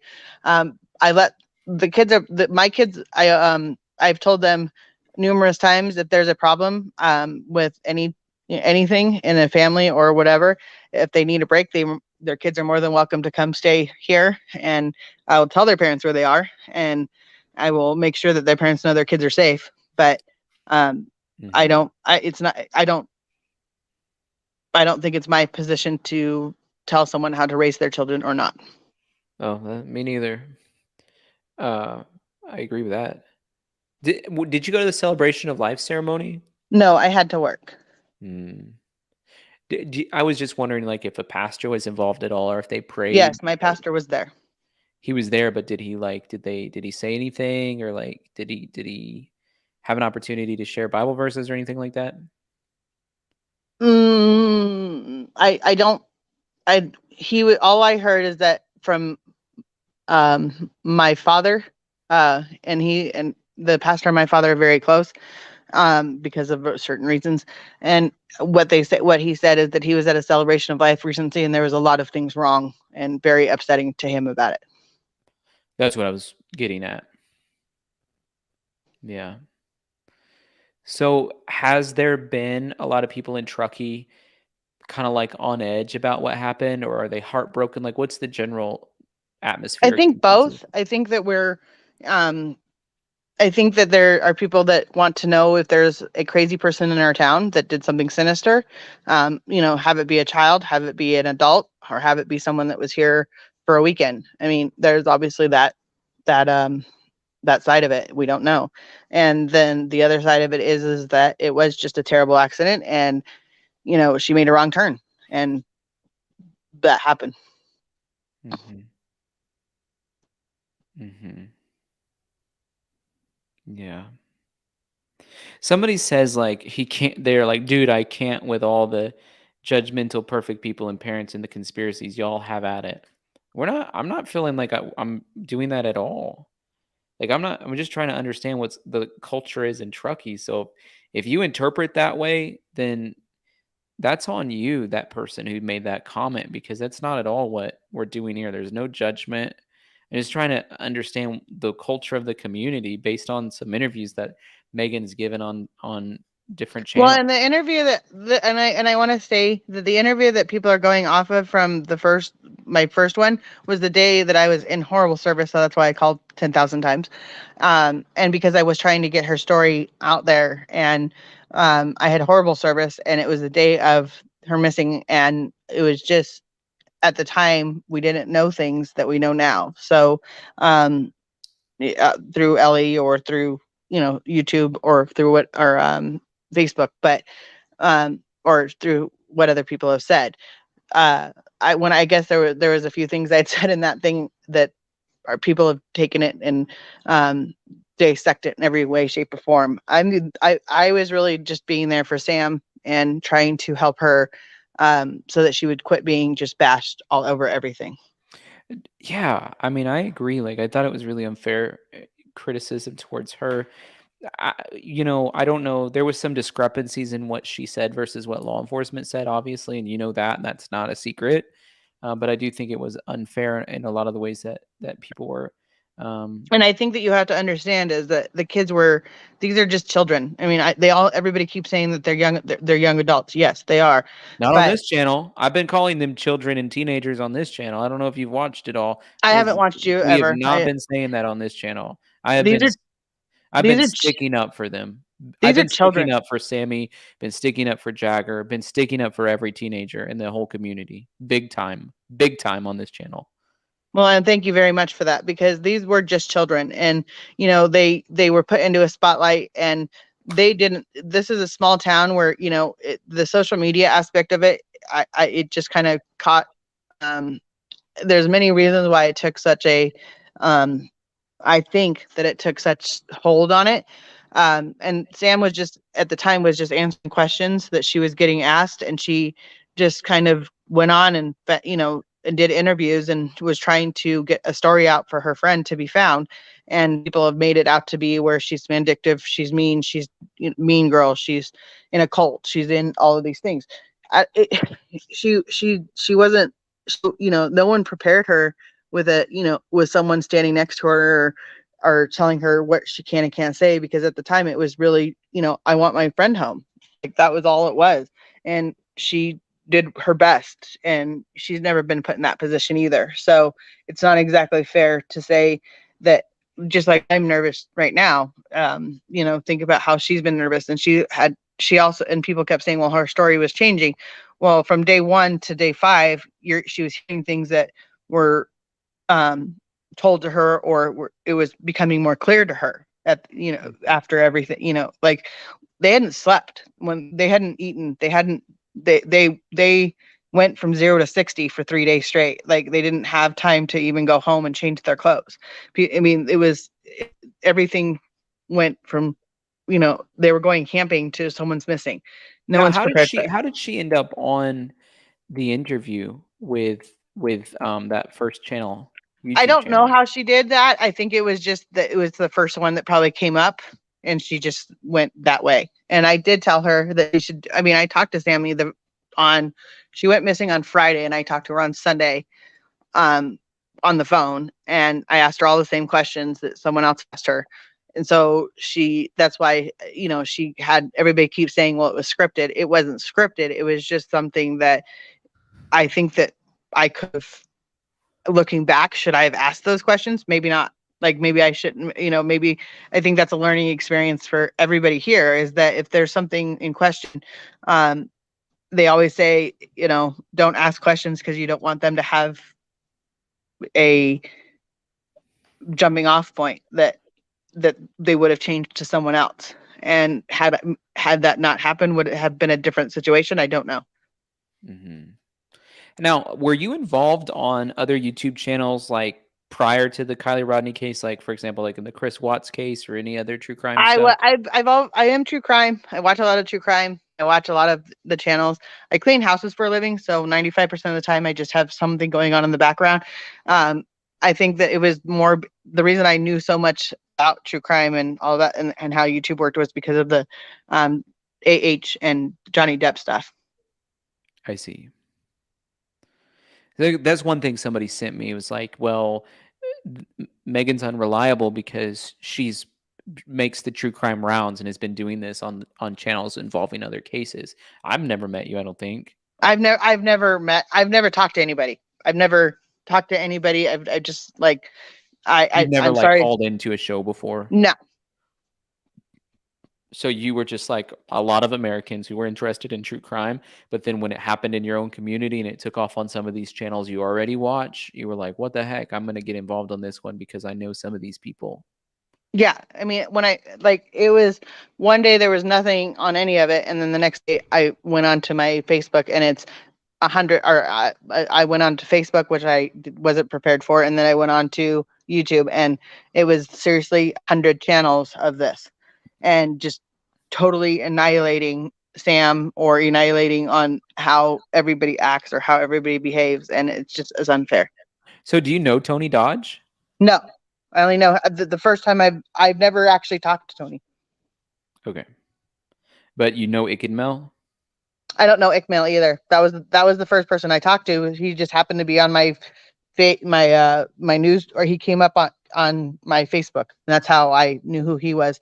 And I didn't know who to trust and who not to trust and who not to do interviews with or whatever. I just talked to him. That was the first person. You know, I would say Ikidmel is a good person from my interactions with him. I don't know him personally, but I've, talked to him a couple times about being a YouTuber and that kind of stuff. He seems like a nice guy to me. Yeah. No, I never, he was very nice to me. And I, like I said, I just got out what I knew at the time, and that, to help go, so that it was me versus having me as an adult versus having a 18-year-old being underneath the gun. Yeah, I just think there's a lot to this, and I'm just wondering too about, like, I was reading, and I've spent a lot of time in Lake Tahoe. It's one of my favorite places to go. So I know that's not necessarily Truckee, but it's right near there, and I've gone skiing like an incline and stuff, which is a little bit closer to Truckee. But I'm just wondering, like, and I would love your perspective on this, because in my research, there's a couple things that were sticking out to me. One, high level of fentanyl use. Two, human trafficking. I will tell you this, and this is a source that I will say, put my hand on a Bible and say that he would never tell me anything different. It happens to be my father. And he is old fashioned, and he's 75 years old, and he doesn't have a that's black or white. Like, there's not in between. And he is very Christian and very church going. So I can tell you that right now. An FBI they ran into each other because they were in his neighborhood, which my dad does not pull over and talk to anybody. So for the fact that he did that would only be because there was an FBI agent basically on his door. I mean, to say the least. And what the FBI agent told my dad that this town needs to get, these parents need to get the head out of the sand. There's too many drugs, and these kids are out of control, and someone needs to get control of these kids, and someone needs to start taking control of this town.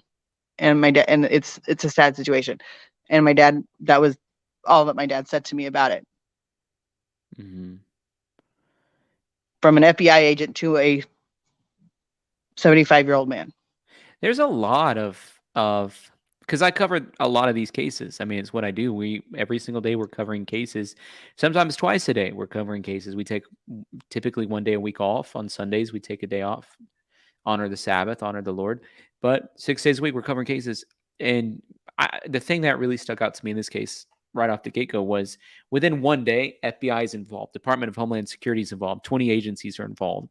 And when I look at Jalissa Fuentes, when I look at Dylan Rounds, when I look at Aiden Clune, we're like begging. We look at Jason Landry, we're begging for there to be a level of law enforcement involvement, and it just doesn't happen. So why do you think In this particular case, within one day, there's 20 different agencies I involved. can answer that because we were on Highway 80, and Highway 80 runs from Sacramento all the way from if you take Highway 80, you can run from California all the way to New York City. And I wish I was kidding. And so when she went up missing, and sex trafficking is a big part of this because we are so close to the border of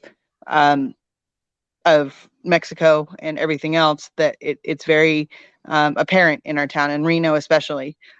It's just and so we all as parents I think this put a bigger spotlight on that. You know of people that live it, like the Megan's Law. You look it up and you see 10 or 15 people on it that you don't know or you've never seen before. But during this time, and when this happened, because of Haggadah nights, because of the time of year, because of just because of where this town is located, it's such a and because we have so many people that come to our town to see. We live in a beautiful place. We live right next to Tahoe.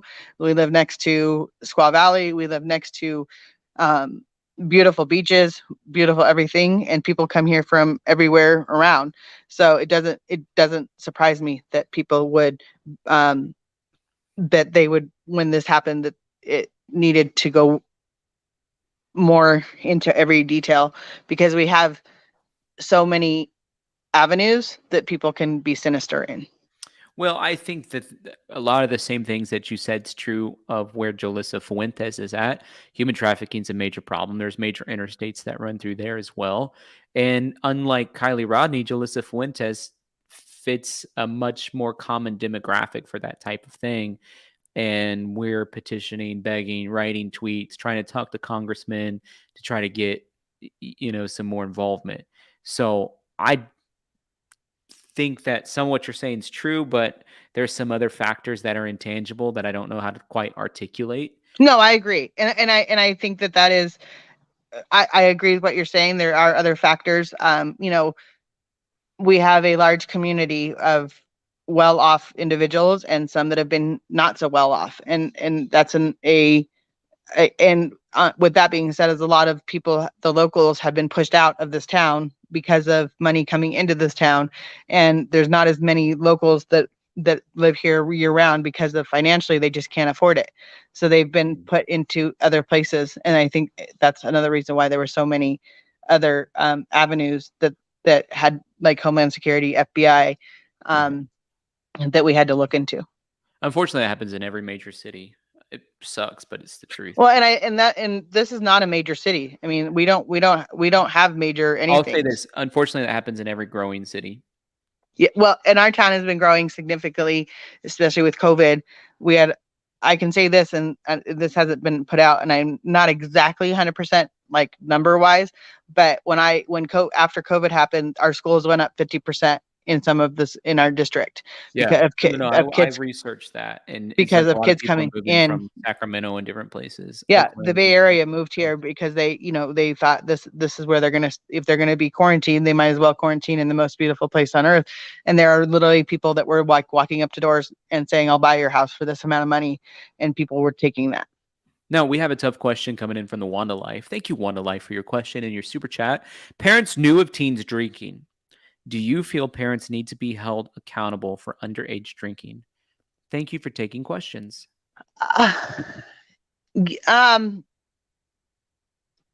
For me as a parent, I don't think that underage drinking is that I don't allow drinking in my household. And if I find out there's drinking in my household, that gets taken care of pretty quickly.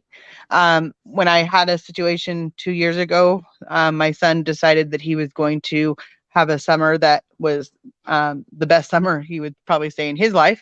I pulled the plug on it pretty quickly and sent him up to my parents' house. And I said, "You're now the inmate of such and such house, and you are not allowed to leave without their permission. And you have to come in at certain times because I work odd hours." And so you would never condone like parents buying alcohol for their kids? No, I don't condone it. I would never. Do you think that an adult that would give alcohol, let's say to Kiely Rodni, should be held responsible, or? I don't. I think that's a tough question because It's tough. I'll give you that. You don't have to answer it. It's a tough question. I can't say that they should be held I mean, yes, I think that whoever should be held accountable, but also as much as drugs and alcohol and everything have been said that has anything to do with it, does that really have anything to do with it? Like that didn't help for sure, but we can't say without a shadow of a doubt that would have happened, that it would have happened, that it happened because of that, if that makes any sense. Here's another question Florida Girl asks and says, what about the corruption? For the corruption, I would say for every one bad apple, there's 10 good ones, and you have to, this has been under a microscope, and I don't think that anybody, that I know many of my generation are in the law enforcement or in the courts or in part of it. And, I think that if you have a bad apple, that you hope that it's going to be seen and they're going to be acknowledged and not be carried through. Somebody told me that you were friends with the Check It TV guy.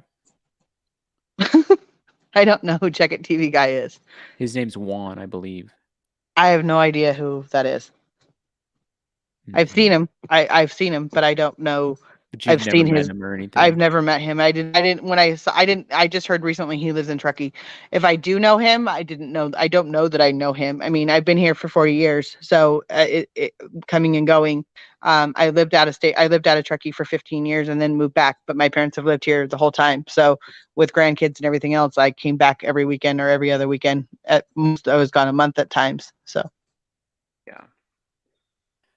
And my brother was very well known here too. So my family is very well known. Does your brother work in law enforcement? My brother has passed away, so no. Oh, I'm sorry about that. That's why our pastor is very close with my brother or my dad, because my brother went to school with our pastor. Okay. I see. And so my pastor would not hold anything back from my father. So they're like a second son to him. His family is. I see. Wow. Christopher, thank you for that super sticker. Well, I really appreciate your time. Thank you for taking some tough questions. Is there anything else that you wanted to say or add? I just want to say that I'm trying to be an advocate for these kids. And, Are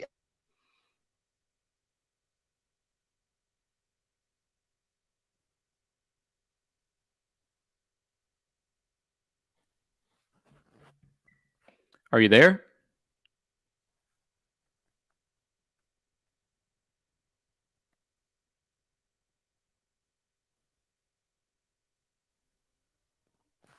Looks like we lost her, guys. Don't know what happened. A little bit. Thank you for your super chat. Unfortunately, doesn't seem like we're going to be able to ask her because I think her phone may have died or something. But you said, would her opinions be the same if it's her daughter that went missing, ultimately found deceased? Would she still want to protect the teens? I think I understand what she's saying about protecting the teens. It seems like some of them have had some unfair criticism come at them. But I also understand your perspective, because it's like we feel like there's a lot of foul play that took place and we want to get down to the bottom of that. So I totally understand what you're saying as well.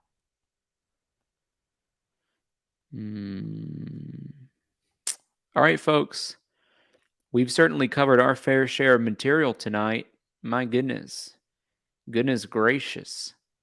I streamed for over 4 hours today, talking about 2 different topics. That's a lot for me, especially considering lots of different conditions. So I'm going to just take a second and tell you about our coffee. We have vanilla bean. We have chocolate covered cherry. And we also have a brand new flavor that came out called Pumpkin Party. It's a perfect blend of pumpkin spice, cinnamon, and caramel, available just for a very short time. We have a few more left. You can go pick that up over on www.movement-church. I also have a book called Don't Stop. Would love for you to read it. Go pick it up if you don't mind. Do not get off of here. Don't leave me, because I want to take a second and pray over you before you get off here, just as a good night prayer, some rest for your soul. Father, I bless every person on this stream today in the mighty name of Jesus, that your grace and compassion would be upon them. Father, that they would have dreams that inspire them to step into their destiny.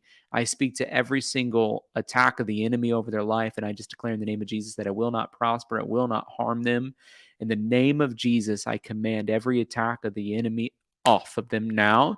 And I pray, Lord, for justice in this situation and peace to our souls as we even talk about these cases and cover them. So I just bless, bless that attempt in Jesus' name. And Father, I thank you that we can come to you anytime we want about anything. And I just release that freedom over everybody in this chat today. I bless them in Jesus' name. Amen. Hey guys, thank you so much for being a part of the stream. If you've enjoyed this content, please like and subscribe. We're totally crowdfunded, which means it takes all of us doing together what we cannot do alone.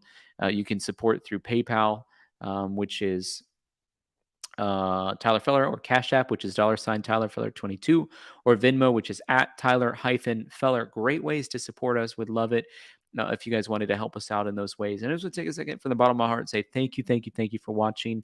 As soon as I end the stream, can you do me a favor and just put a comment? Thank you so much. We'll talk soon.